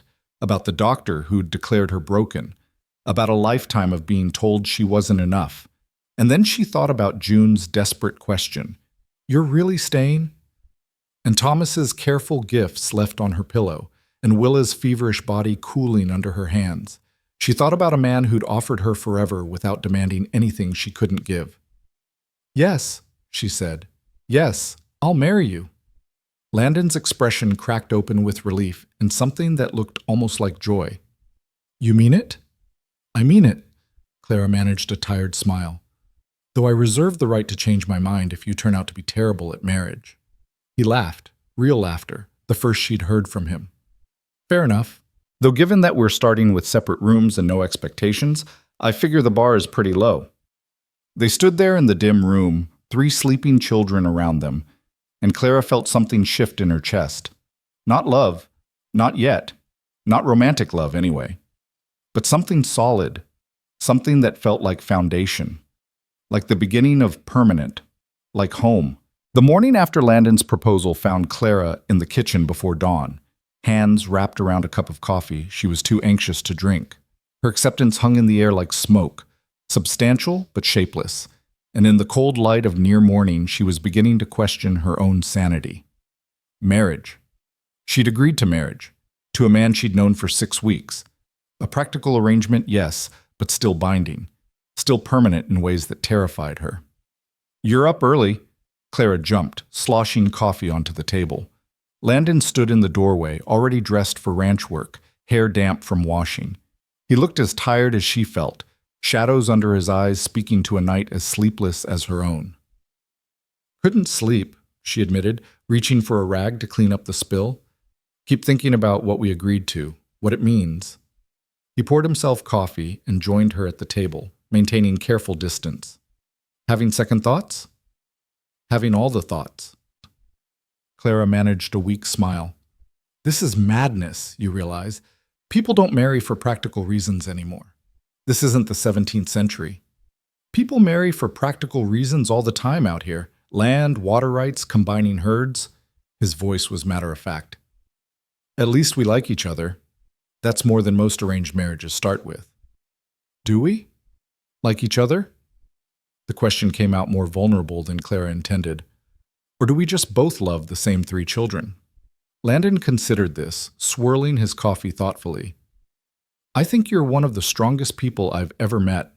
I think you're sharp-tongued when you need to be and gentle when it matters. I think you saved my daughter's life yesterday without hesitation." He met her eyes. "Whether that counts as liking, I don't know. But it's something." Clara's throat tightened. "I think you're a better father than you give yourself credit for. I think you've held this family together through grief that would have destroyed lesser men. I think—" She stopped, surprised by the emotion welling up. "I think Amelia chose well when she chose you." The silence that followed was heavy with things neither of them knew how to say. Finally, Landon cleared his throat and stood. "I'll ride to Santa Fe today. File the paperwork, find a minister willing to come out here. Should take a few days to arrange." He paused at the door. "Unless you want a proper ceremony, dress, guests, all that?" Clara almost laughed. "God, no. Simple is fine. The simpler, the better. Simple it is." He hesitated, hand on the doorframe. "Clara, thank you for saying yes, for all of it." Then he was gone, leaving her alone with her spinning thoughts and the slowly lightening sky. The children woke to find their father already gone, and Clara making pancakes with slightly shaking hands. June appeared first, hair wild from sleep, and immediately went to check on Willa. When she returned, relief was written clear on her young face. "She's awake, asking for water and calling for you." Clara abandoned the pancakes and hurried upstairs to find Willa sitting up in her crib, looking pale but alert. The toddler's face split into a grin when she saw Clara. "Mama, up!" Clara lifted her carefully, checking for fever, for any sign of yesterday's crisis.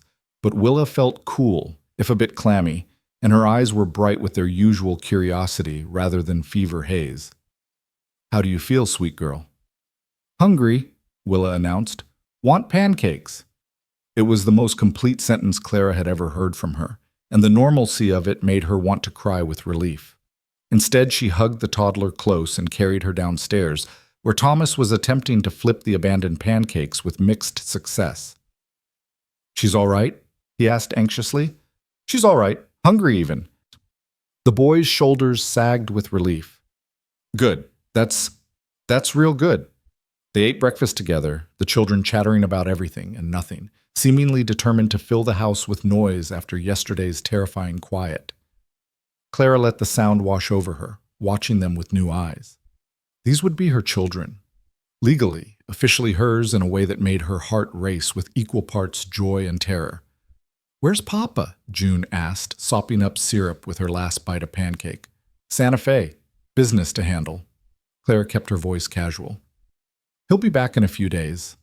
Thomas narrowed his eyes. "What kind of business?" "The boring kind. Don't worry about it." But Thomas had inherited his father's ability to read unspoken truths. He studied Clara's face for a long moment, then went very still. "You're getting married," he said flatly. "That's why he went to Santa Fe, to get papers or whatever you need." June gasped. "Really? You and Papa?" Clara considered lying, decided these children had dealt with enough deception in their short lives. "Yes. It's not. It's a practical arrangement. To make things legal. To make sure I can always be here for you, no matter what happens." "But you'll be our real mama then?" June's voice was small, hopeful. "Not just pretending?" "I'm already your real mama, papers or no papers. But yes, this makes it official." Willa, understanding nothing of the conversation's significance, banged her spoon cheerfully. "Mama! Mama!" Thomas was quiet, processing. Finally, he said, "Does this mean Papa likes you? Like the way he liked our first mama?" The question was so achingly vulnerable that Clara had to swallow hard before answering. "I think your Papa and I like each other just fine, but it's different from what he had with your mother. This is about taking care of all of us, making sure we're a family that can't be broken apart." "Good." Thomas nodded once, decided. "Because I don't want you to leave. Ever." "Me neither," June whispered. Clara gathered them close, these children who'd somehow become hers, and let herself believe that maybe, just maybe, this madness would work. The next 3 days passed in strange suspension. Clara threw herself into household projects with manic energy, as if staying busy could keep her from thinking too hard about what was coming. She reorganized the kitchen, finished the dresses for the girls, taught the children with perhaps too much intensity. They seemed to sense her nervous energy and grew quieter, more watchful. It was June who finally called her out on it. "You're scared," the girl said on the third afternoon, finding Clara attacking the pantry with unnecessary vigor.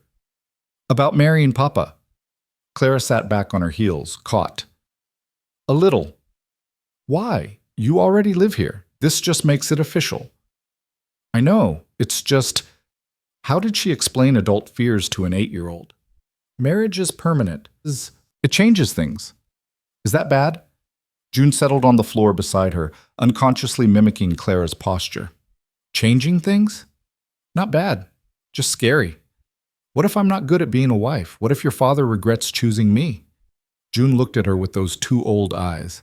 "Mama, first Mama, she used to say that family isn't about being perfect. It's about showing up. You've shown up every day since you got here. That's what matters." From the mouths of babes. Clara pulled June into a fierce hug, blinking back tears. "When did you get so wise?" "I've always been wise. You just weren't paying attention." The sound of hoofbeats interrupted Clara's laugh. She and June exchanged glances. Landon, returning. 3 days in Santa Fe, and now he was back, presumably with whatever arrangements he'd made. Clara's stomach nodded. They found Landon in the front room, dusty and tired, talking to Thomas, while Willa climbed on his shoulders with delighted squeals. He looked up when Clara and June entered, and something in his expression made her breath catch. Not regret, not hesitation, just quiet determination. "It's arranged," he said without preamble. "Minister will be here tomorrow afternoon. I filed the papers. They're waiting for signatures. Got these too." He pulled a small box from his pocket and opened it to reveal 2 plain gold bands. Clara stared at the rings, simple, unadorned, practical. Exactly right for a practical marriage. So why did the sight of them make her want to cry? "They're my parents' rings," Landon continued. "My father gave them to me before he died. Said to use them when I found someone worth keeping." He met Clara's eyes. Seemed appropriate. June bounced excitedly. "Can I see? Are you really getting married tomorrow?" "We really are." Landon's voice was steady, but Clara could see tension in his shoulders. "Quick ceremony, just family, nothing fancy." "Can I help Clara get ready?" June was already planning. "We could do her hair special and maybe pick flowers." "June, breathe," Clara managed to smile. "It's just a formality. No need for fuss." But June was already gone, running to tell Thomas the news and probably wake Willa from her nap in the process. The sudden silence left Clara and Landon alone, the space between them charged with unspoken questions. "Having second thoughts?" he asked quietly. Constantly. Clara moved to the window, staring out at the red cliffs that had become so familiar. But I haven't changed my mind, if that's what you're asking. What are you afraid of? The question was gentle, but it cracked something open in Clara's chest.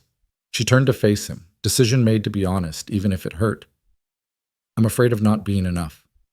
Of you waking up one day and realizing you've tied yourself to a barren woman who can never give you more children. Of the children growing up and not needing me anymore. Her voice broke. Of building a life here and having it taken away because I'm not really the mother, not really the wife, just the woman playing at both. Landon crossed the room in 3 long strides and took her hands in his. The touch was warm, calloused, solid. Listen to me. You are enough. You've always been enough. The fact that you can't bear children doesn't make you less.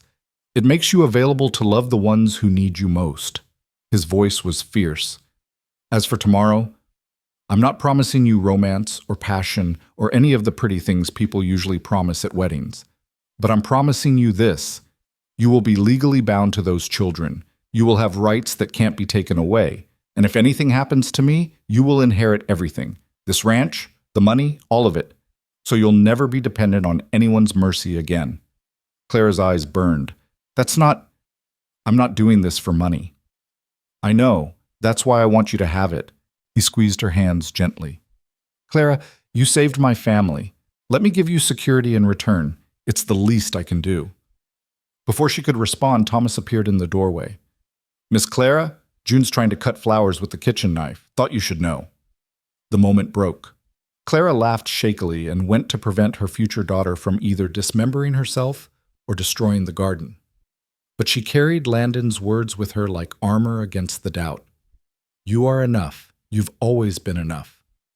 The next morning dawned clear and bright, the desert air crisp with the promise of summer. Clara woke to find June and Willa already in her room, the older girl holding a dress Clara had never seen before. It was my first mama's, June said shyly. Papa said you could wear it if you wanted, for today. It's not white or anything fancy, but she held it up. It's pretty. The dress was indeed pretty.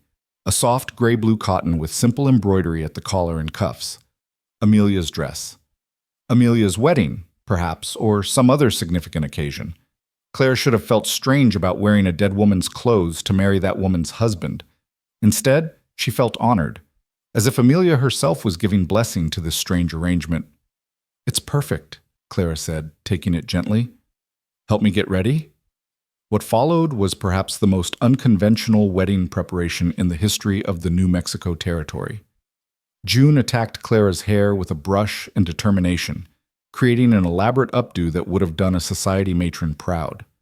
Willa contributed by scattering wildflowers across every available surface, including Clara's bed. Thomas appeared briefly to announce that the minister had arrived and Papa was acting weird, then disappeared again. When Clara finally descended the stairs in Amelia's dress, hair-pinned and heart-hammering, she found the front room transformed. Someone, probably Landon, had cleared away clutter and brought in flowers from outside. The minister stood by the fireplace, a weathered man with kind eyes, who looked like he'd performed his share of unconventional ceremonies. Landon stood beside him in a clean shirt and his best trousers, hands clasped behind his back. When he saw Clara, his expression shifted into something she couldn't quite read. You look... He stopped, started again. The dress suits you. June insisted. Clara managed a smile despite her nervousness. Something about honoring Amelia. She would have liked that. Would have liked you. Landon offered his arm. Ready? No, not remotely, but Clara took his arm anyway and let him lead her to stand before the minister. The ceremony was mercifully brief. The minister spoke about commitment and family, about the bonds that transcend blood. He asked if they understood they were making sacred vows, even if the circumstances were unusual. Both answered yes. Then came the promises. Do you, Landon James Pierce, take Clara Wynne to be your lawfully wedded wife, to honor and protect, in sickness and health, for as long as you both shall live? I do. Landon's voice was steady. And do you, Clara Wynne, take Landon Pierce to be your lawfully wedded husband, to honor and stand beside in sickness and health for as long as you both shall live.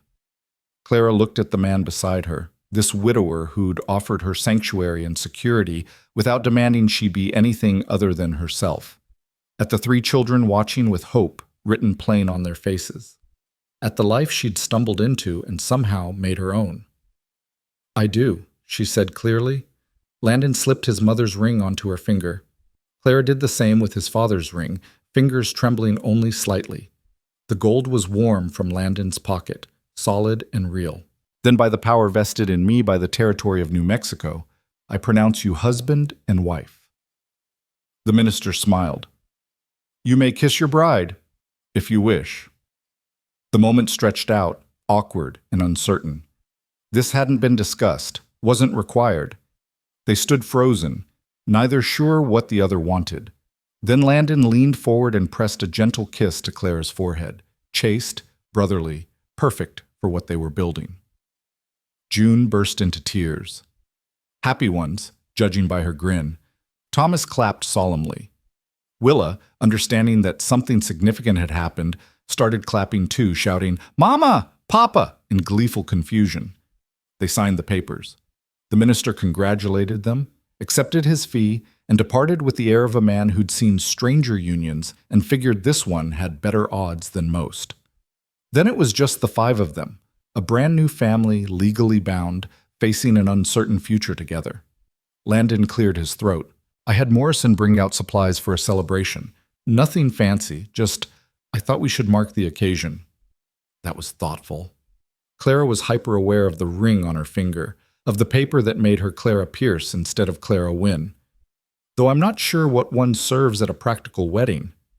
"Cake," June announced. "Every wedding needs cake. Papa ordered one from the boarding house. Mrs. Chen makes the best cakes in the territory." The afternoon dissolved into something almost festive.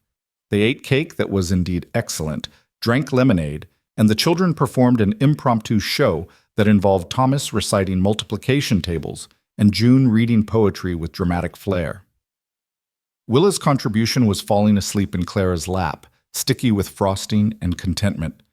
As the sun began its descent toward the horizon, painting the cliffs in shades of amber and rust, Clara found herself alone on the porch with Landon. The children were inside playing some elaborate game of June's invention. "So," Landon said, leaning against the railing. "We're married." "Apparently so." Clara studied the ring on her finger, turning it slowly. "Feels strange, like I'm playing dress-up in someone else's life." "Is it what you expected?" "I don't know what I expected. Certainly not this." She gestured vaguely at the ranch, the house, the sound of children's laughter drifting through the open door. 6 weeks ago, I was on a stagecoach convinced I'd spend the rest of my life alone. Now I'm married with 3 children. It's absurd." Absurd, but good. There was vulnerability in the question, quickly hidden, but there. Clara considered. Was it good? She'd given up her independence, tied herself legally to a man she barely knew, taken on responsibility for 3 children with complicated needs and deeper trauma. By any reasonable measure, she'd made a reckless decision. But June was inside, laughing without that shadow of fear in her eyes. Thomas had started leaving his carved animals in the main room instead of hiding them in his room, a sign of trust, of claiming space. Willa slept peacefully through the night now, secure in the knowledge that Mama would be there in the morning. And Clara felt needed in a way she'd never felt with Charles, valued in a way she'd never felt in Missouri. Here, her inability to bear children didn't make her defective. It made her available, free to pour all that stored-up mothering into 3 souls who needed it desperately. "Yes," she said finally. "Absurd, but good."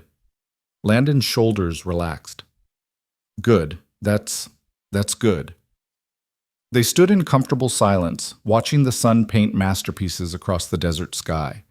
Then Landon spoke again, voice careful. "I want you to know that nothing has to change. Between us, I mean. Separate rooms, separate lives. This is still a partnership, not—" He stumbled over the words. "I'm not expecting anything you're not ready to give." Clara's heart did something complicated in her chest. Relief, certainly, but also something that felt uncomfortably like disappointment. Thank you, she managed. I appreciate that. More silence. This one less comfortable. Clara became acutely aware of the space between them, of the ring on her finger that said they were married, but the distance that said they were still essentially strangers. I should check on the children, she said finally, needing escape from the charged atmosphere. Clara, wait. Landon caught her hand, not quite holding it, but making contact. I want you to be happy here. I know this isn't what you probably dreamed of, practical marriages and ranch life and other people's children, but I'll do my best to make sure you don't regret this. I promise you that. She looked at their hands, his large and work-roughened, hers smaller but equally marked by labor. Two people brought together by necessity and circumstance, trying to build something worthwhile from the wreckage of their separate disappointments. I don't regret it, Clara said softly. I'm terrified by it, and I have no idea what I'm doing, but I don't regret it. Landon's grip tightened briefly, then released. That's all I needed to hear. That night, after the children were finally asleep, a process that took longer than usual, partly because they were excited, and partly because they kept finding excuses to check that Clara was still there, she found herself standing in the hallway between her room and Landon's. Her room. Still her room, despite the marriage. The arrangement hadn't changed, just the paperwork. But as Clara prepared for bed in her small space, she couldn't help thinking about the man down the hall. Her husband, in law if not in practice. They'd promised to honor each other, to stand beside each other, to build a life together. But what did that mean, practically? How did two people navigate a marriage built on necessity rather than love? She was still pondering when a soft knock interrupted her thoughts.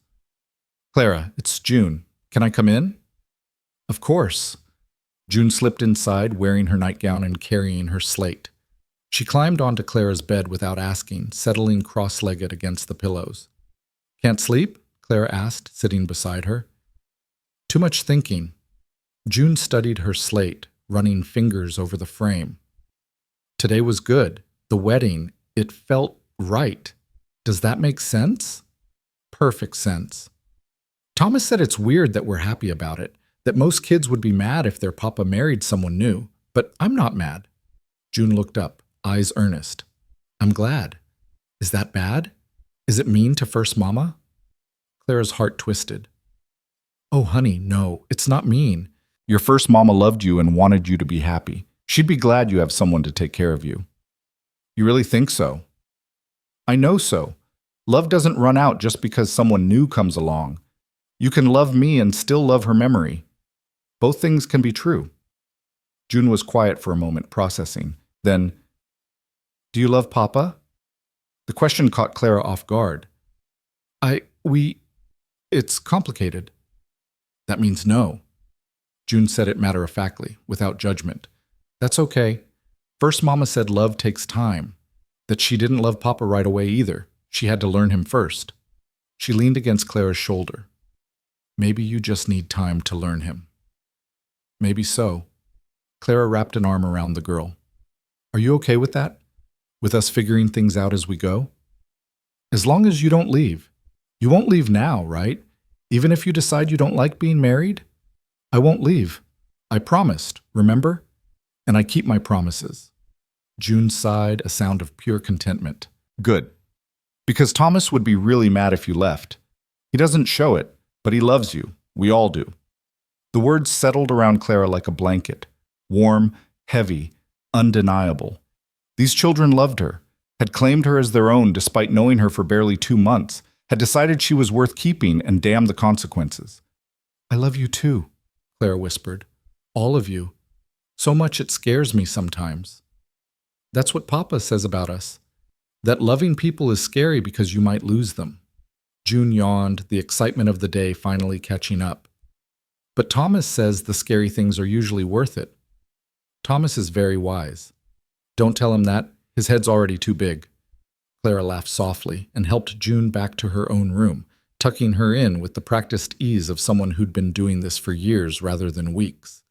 The girl was asleep before Clara even reached the door, worn out by emotion and celebration. Back in her own room, Clara caught sight of her reflection in the small mirror. Clara Pierce now, legally if not emotionally. A wife. a mother, a rancher's woman. All the things she'd thought she'd be with Charles, achieved in the most unexpected way possible. The ring glinted on her finger, plain gold, inherited, practical, just like their marriage, just like their family. But as Clara finally slipped into bed, she found herself hoping that maybe, someday, practical could become something more. That learning someone, as June had put it, might lead to loving someone. It was too early to think about such things, too complicated, too risky. They'd agreed to a paper marriage, to separate rooms and separate hearts. Yet lying there in the darkness, listening to the sounds of her family sleeping around her, Clara couldn't help but wonder if agreements made in fear were meant to be broken.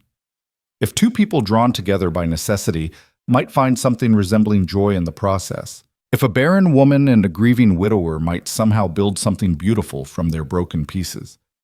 Only time would tell. But for tonight, Clara was content to be Clara Pierce, wife and mother, still figuring out what those titles meant but no longer running from them. The future could wait.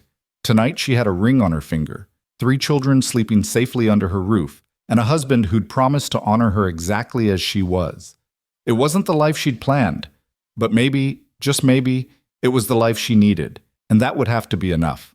The first week of marriage passed in careful politeness, both Clara and Landon navigating their new arrangement like dancers learning unfamiliar steps.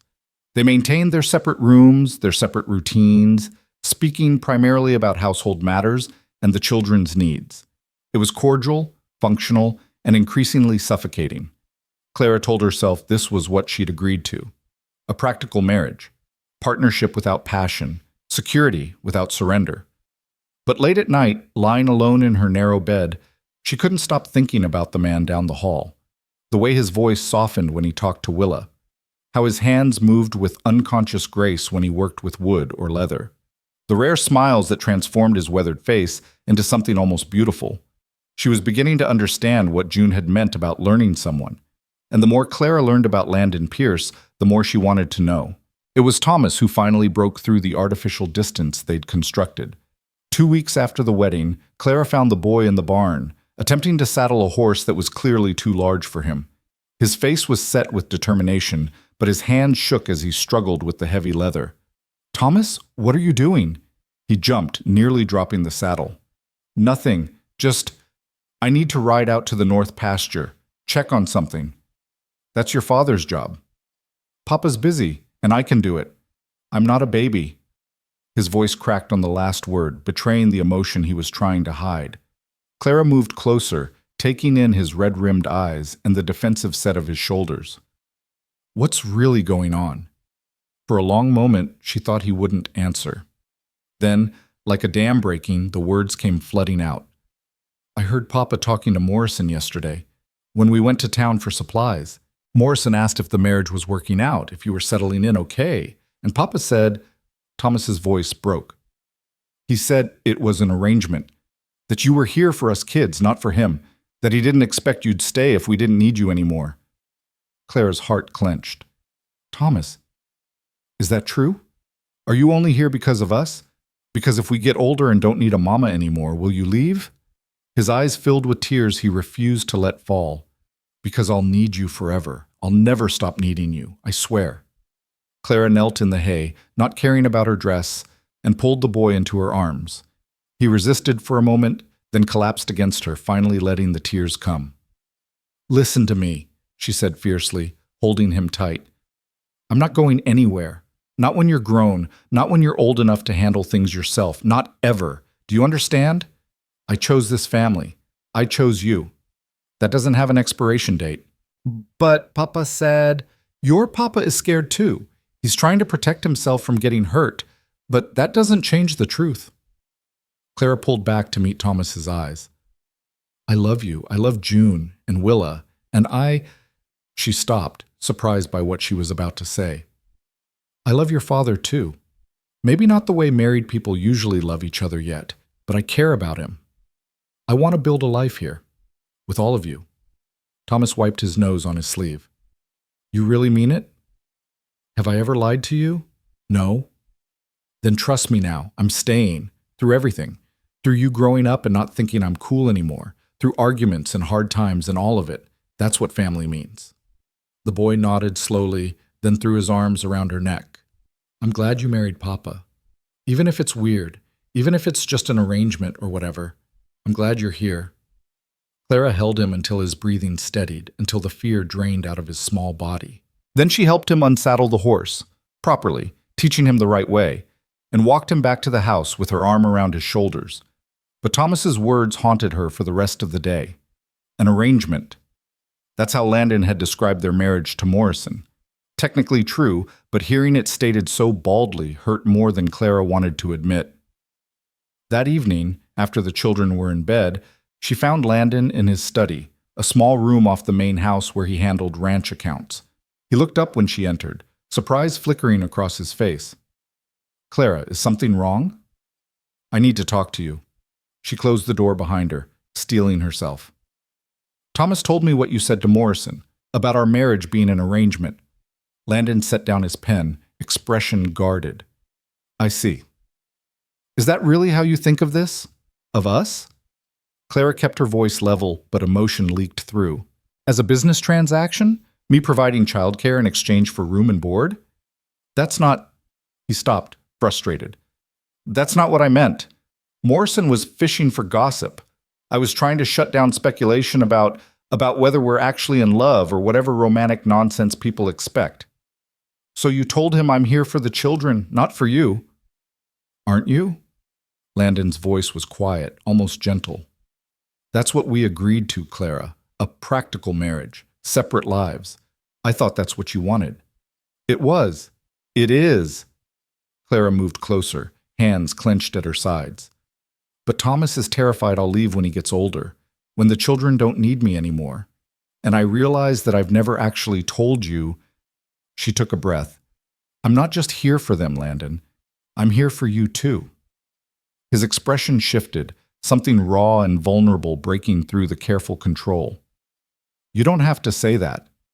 I'm not saying it because I have to. I'm saying it because it's true. Clara sat in the chair across from his desk, forcing herself to maintain eye contact. These past weeks, living as your wife, even our strange version of being married, it's made me realize something. I like this life. I like teaching the children and managing the household and sitting with you in the evenings. I like who I am here, and part of that is because of you. Landon was very still. What are you asking for, Clara? I don't know. Maybe nothing. Maybe just honesty. She twisted the ring on her finger. We got married to protect the children, to make things legal and proper. But somewhere along the way, this started feeling like more than an arrangement, at least for me. And I need to know if I'm alone in that or if you feel it too. The silence stretched out, heavy with possibility and fear. Outside, a coyote howled in the darkness. Inside, Clara's heart hammered against her ribs. Finally, Landon spoke, his voice rough. I feel it too. Have been feeling it for weeks. But I didn't want to... He stood abruptly, pacing to the window. You came here running from a man who abandoned you when you couldn't give him children. The last thing I wanted was to make you feel trapped or obligated. So I kept my distance, tried to give you space to figure out what you wanted without pressure. That's very noble and very stupid. Clara stood too, moving to stand beside him. I'm not some fragile thing that needs protecting from your feelings, Landon. I'm your wife, your actual wife. And I'm tired of tiptoeing around what this could be because we're both scared. He turned to face her fully, and Clara saw everything he'd been hiding, longing and fear and desperate hope all tangled together. What are you saying? I'm saying maybe we try being married for real, not separate rooms and separate lives, but actually building something together. Her voice softened. I'm saying I want to know you better, to learn you, like June said, to see if this practical arrangement could become something more. Landon's hand came up to cup her face, the touch gentle and questioning. Are you sure? Because once we start down that road, I don't know if I can go back to polite distance. He stopped, jaw clenching. I've wanted to kiss you properly since the wedding, since before the wedding, if I'm honest. But I thought you needed me to be patient. I've needed you to be brave, Clara whispered. We've both been so careful not to risk anything that we've been living half lives. I don't want that anymore. Neither do I. Then Landon was kissing her, Not the chaste forehead kiss from their wedding, but a real kiss, full of longing and relief and promise. Clara melted into it, into him, her hands coming up to grip his shoulders while his arms wrapped around her waist. When they finally broke apart, both breathing hard, Landon rested his forehead against hers. "So," he said, voice unsteady, "does this mean you're moving into my room or am I moving into yours?" Clara laughed, giddy with possibility. "Yours has more space and a better view. Practical even now. Someone has to be." They stood there in the lamplight, holding each other, and Clara felt the last of her walls crumble. This man, this family, this life. They'd become hers not through blood or duty, but through choice. Through showing up day after day and deciding that what they were building mattered more than what they'd lost. The sound of small feet padding down the hallway interrupted the moment. Willa's voice, sleepy and distressed, called out for Mama. Clara smiled against Landon's chest. "Duty calls." "Let me." He kissed her forehead, that gesture that had become theirs. "Get some rest. We'll figure out the sleeping arrangements tomorrow." But as Clara climbed the stairs to comfort Willa, she found June and Thomas both awake, hovering anxiously in the hallway. "We heard voices," June said quickly. "Were you and Papa fighting?" "No, sweetheart. Just talking." Clara gathered Willa from her crib, the toddler immediately calming in her arms. "Important talking." Thomas studied her face with those too perceptive eyes. "Good talking?" "Very good talking." Clara settled on the floor with Willa in her lap, gesturing for the older children to join her. They did immediately, June curling against her side and Thomas sitting close enough to touch. "I want you all to know something. I'm not going anywhere. Not when you're older, not when you think you don't need me anymore. This is forever. You're stuck with me." "Good," June whispered. "Because we're keeping you." "Yeah," Thomas added, trying to sound casual and failing. "You're not so bad, I guess." Clara laughed, pulling them all close. Her children, her family, built not from her body but from her heart. When Landon appeared in the doorway sometime later, he found all four of them asleep in a pile on the floor. Clara propped against the wall with Willa sprawled across her lap, June tucked under one arm and Thomas's head on her shoulder. He stood there for a long moment, just watching. Then he carefully lifted Willa and placed her in the crib, repeated the process with June and Thomas, carrying them to their own beds with practiced ease. Clara stirred when he lifted her. The children? Already taken care of. He carried her down the hall, past her small room, to his larger one at the end. "Come on, let's start this properly." She should have protested, should have insisted on propriety even now. Instead, Clara let him settle her into his bed, their bed now, and curled against his solid warmth when he joined her. "This is madness," she murmured against his chest. "The best kind." His arm tightened around her. "Thank you, Clara, for taking a chance on us, on me. And thank you for seeing me as more than broken." They fell asleep like that, tangled together, the careful distance they'd maintained for weeks finally abandoned in favor of something real. The next morning, the children discovered them at breakfast, sitting close, Landon's hand covering Clara's on the table, both of them looking rumpled and content. June's squeal of delight probably woke half the territory. "Does this mean you're really married now? Like actually married?" "We were actually married before," Landon said mildly. "But yes, things are going to be different now." "Good different?" Thomas asked carefully. "Very good different." Clara squeezed Landon's hand. "The best kind." Willa, understanding nothing of the undercurrents, banged her spoon cheerfully. "Mama, Papa, happy!" Out of the mouths of babes, the days that followed were an adjustment, learning to share space, to navigate the intimacy of actual marriage rather than their careful arrangement.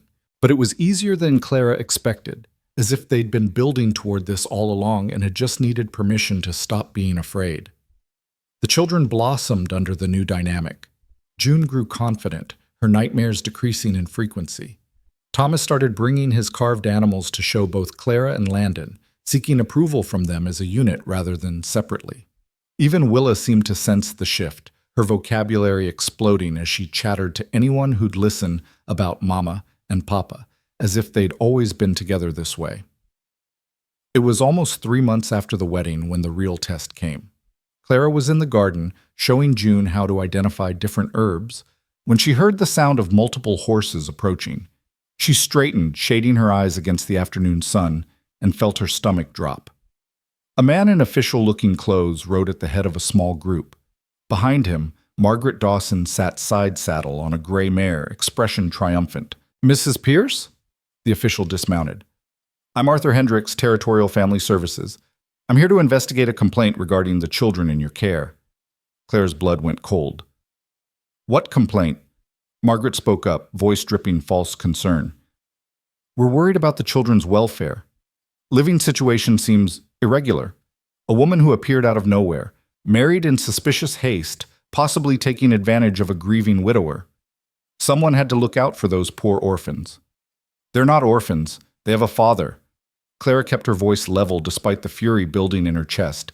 "And I'm their legal mother now. The marriage is legitimate, filed with territorial offices." "So I've been told." Hendricks pulled out papers. "But I'm still required to investigate. Interview the children, inspect the living conditions, verify that Mrs. Pierce, is a suitable guardian." Landon appeared from the barn, taking in the scene immediately. "What's going on here?" "Official investigation," Hendricks said. "Complaint filed suggesting the children are at risk." "That's absurd." Landon moved to stand beside Clara, a united front. "My children are healthy, educated, and loved. There's no risk here."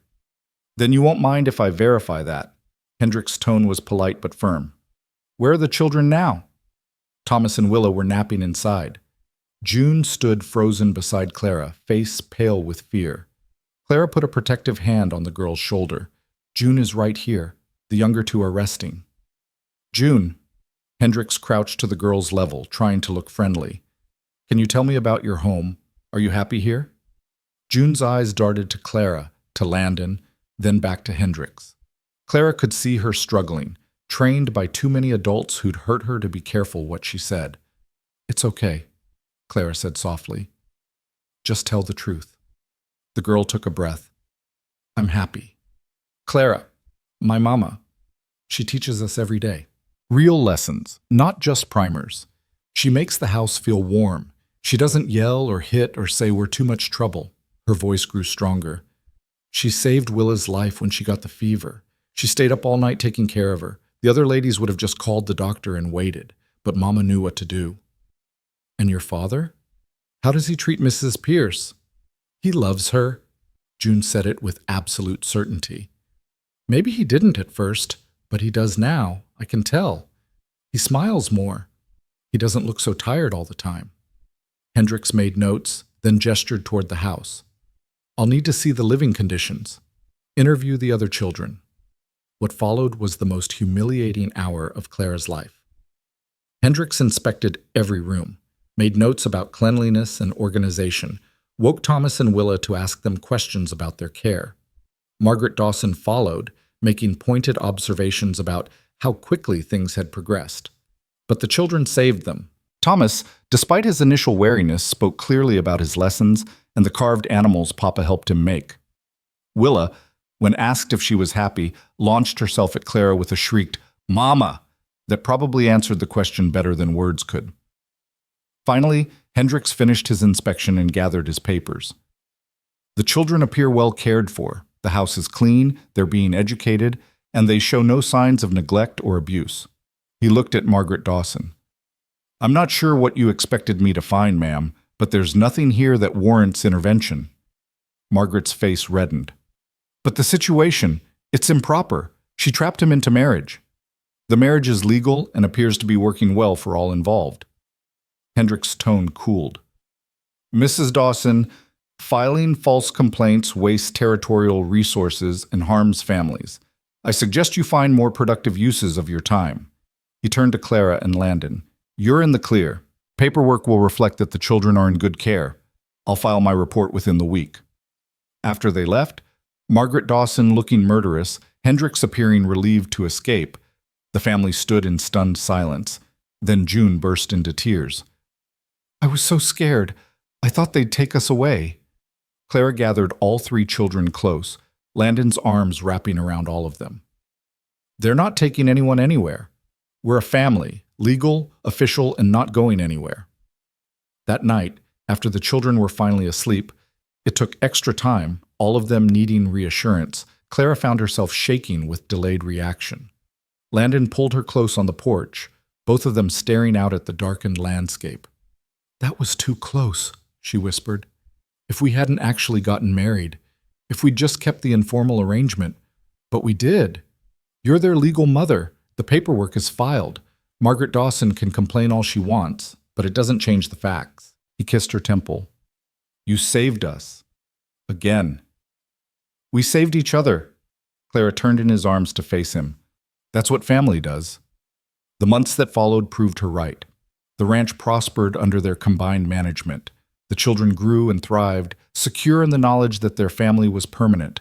The gossip eventually died down when it became clear that the Pierces were boring and happy and not providing any scandalous entertainment. Clara's teaching evolved beyond the dining room table. Other ranch families heard about the education their children were receiving and asked if she'd take on more students. By the end of the year, she was running a proper school 3 days a week, teaching 8 children in the barn that Landon had converted into a classroom. It was everything she'd never dared to dream about: meaningful work, beloved children, a partnership with a man who valued her mind as much as her presence. On their first anniversary, Landon surprised her with a gift. Clara opened the box to find a locket, silver, delicate, with space for 3 photographs. "For the children," he explained. "Thought you might want to carry them with you. Something permanent." Clara's eyes filled with tears. "It's perfect." "Not quite." He pulled out 3 small photographs, formal portraits he must have commissioned during their last trip to Santa Fe. June, Thomas, and Willa, all dressed up and looking solemn and beautiful. "Now it's perfect." She helped him place the photographs in the locket, fingers trembling. When it was complete, Landon fastened it around her neck, the weight of it settling against her heart. "Thank you," she whispered, "for all of it, for seeing past what I couldn't do to what I could be. Thank you for taking a chance on a broken widower and his wild children." Landon turned her to face him. "I know I said this was a practical marriage, an arrangement, but Clara," his voice roughened with emotion, "I love you, completely. Absolutely, and far beyond what I ever thought I'd feel again. You brought light back to this house. You gave my children a mother who chose them. You gave me a reason to believe in second chances." Clara's tears spilled over. "I love you too. I tried not to, tried to keep it practical and safe. But you made that impossible." "Good," he kissed her softly. "Because I'm not interested in practical anymore. I'm interested in real." They stood together on the porch as the sun set, painting the red cliffs in shades of gold and crimson. Inside, their children played some elaborate game that involved much shrieking and laughter. The house that had been silent with grief was now alive with joy.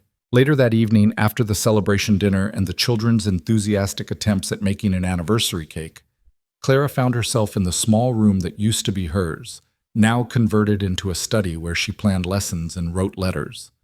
She pulled out her journal, the one she'd been keeping since her first day at Red Bluff Ranch, and opened to a fresh page. At the top she wrote, "1 year." Then in careful script, "When I arrived here, I thought I was running away from who I couldn't be. Turned out I was running toward who I was always meant to become. I came as a broken woman who couldn't have children. I stayed as a mother to 3 remarkable souls who needed exactly what I had to give. I married a good man thinking it was an arrangement. I fell in love with him thinking it was impossible." She paused, considering, then added, "I was told my body was inhospitable to life. They were wrong. Life doesn't only grow in wombs. It grows in kitchens where children laugh over spilled flour, in barns converted to classrooms, in bedrooms where nightmares are soothed and secrets shared, in the space between 2 people who chose each other despite every reason not to. I may never bear children of my own, but I'm more thoroughly a mother than I ever dreamed possible. And the family I found here, the one I built from dust and determination and stubborn love, is more real than any connected by blood alone." A soft knock interrupted her writing. Thomas stood in the doorway, holding one of his carved animals, this one a horse, beautifully detailed. "Made you something," he said, shuffling awkwardly. "For your anniversary, since you and Papa are being all mushy and stuff." Clara accepted the carving, running her fingers over the smooth wood. "It's beautiful, Thomas. Thank you." "It's you," he said. "The horse. Papa says horses are strong and steady and brave. That's how I think of you." He ducked his head, embarrassed. "Anyway, happy anniversary to you and Papa. I'm glad you decided to stay married for real." Before Clara could respond, he darted away, back to whatever game the children were playing. But his words settled around her heart like a blessing, strong and steady and brave. Not broken, not barren, not insufficient, just enough. Exactly enough. More than enough. Clara closed her journal and went to find her family, her loud, chaotic, perfectly imperfect family. June was trying to teach Willa a dance, both of them laughing as they stumbled over each other's feet. Thomas was showing Landon a drawing he'd made of the ranch. The house smelled of burnt cake and wood smoke and home. Landon looked up when she entered, and the love in his eyes took her breath away. He held out his hand, and Clara took it, letting him pull her into the chaos and warmth of their children's game. This was her life now. Not the quiet escape she'd planned, not the lonely refuge she'd expected, but something infinitely better. A home built on honesty and hope, a family bound by choice rather than chance, a love that had grown from practical seeds into something beautiful and real. She'd come to New Mexico territory believing she had nothing left to offer, that her inability to bear children made her incomplete, insufficient, unworthy of love. She'd been so profoundly wrong, because standing there in the lamplight with her husband's hand in hers and 3 children who called her mama with absolute conviction, Clara understood the truth that had been waiting all along. Family wasn't about blood. Love wasn't about perfection. Home wasn't about meeting some predetermined standard of worthiness. It was about showing up, about choosing to stay when leaving would be easier, about looking at broken pieces, yours and theirs, and deciding they were worth keeping, worth building with, worth loving. She'd said she couldn't be a mother. He'd smiled and said he already had 3 calling her mama. Turned out they were both right and both wrong. Because Clara Pierce wasn't just a mother to 3 children who needed one. She was the mother they'd been waiting for, the one who stayed, the one who loved them not despite their trauma and complications, but through them. And Landon wasn't just a widower who'd needed household help. He was a man who'd seen past Clara's supposed brokenness to the strength underneath, who'd offered her security and partnership and eventually, impossibly, love. Together they'd built something the world hadn't thought possible, a family forged in grief and desperation that had somehow transformed into joy. On a ranch at the edge of civilization, under desert skies that painted themselves new every sunset, 5 souls had found each other in the wreckage of their separate disappointments and decided to build something better. Not perfect, never perfect, but real, and chosen, and theirs. And in the end, that was more than enough. It was everything.